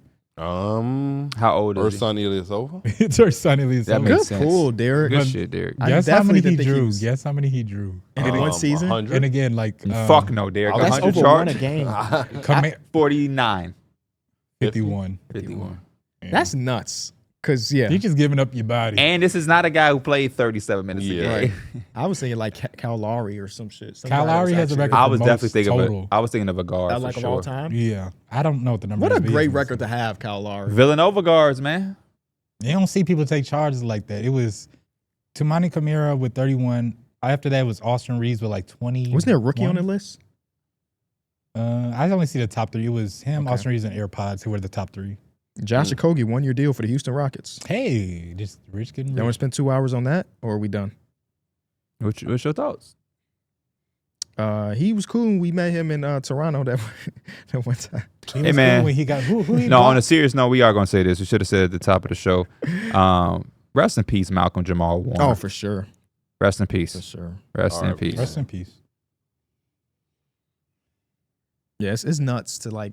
I think about that all the time. Like I don't want to spend too much time on, but he went on vacation with his family Same thing, and he KB. don't come home. That's nuts. To He me. went I on can't- vacation. Yeah. He went swimming on vacation with his family. That's you trying to get away and have fun. You know what I mean? That was very sad. Costa Rica, I think they said. Yeah. Then man, them currents, bro. Some scary shit. This is just swimming. Got swept by a current, and that was enough. Rest in peace, man. Rest in peace. Thank y'all so much for watching this episode or listening to this episode of Numbers on the Board. If you enjoyed it, be sure to leave it a like. Again, in the description, you can vote for us for that award that we mentioned at the top of the show. We'll see y'all again in a couple days. Yeah. You Love so y'all. crazy. Peace. Dun, dun, dun, dun.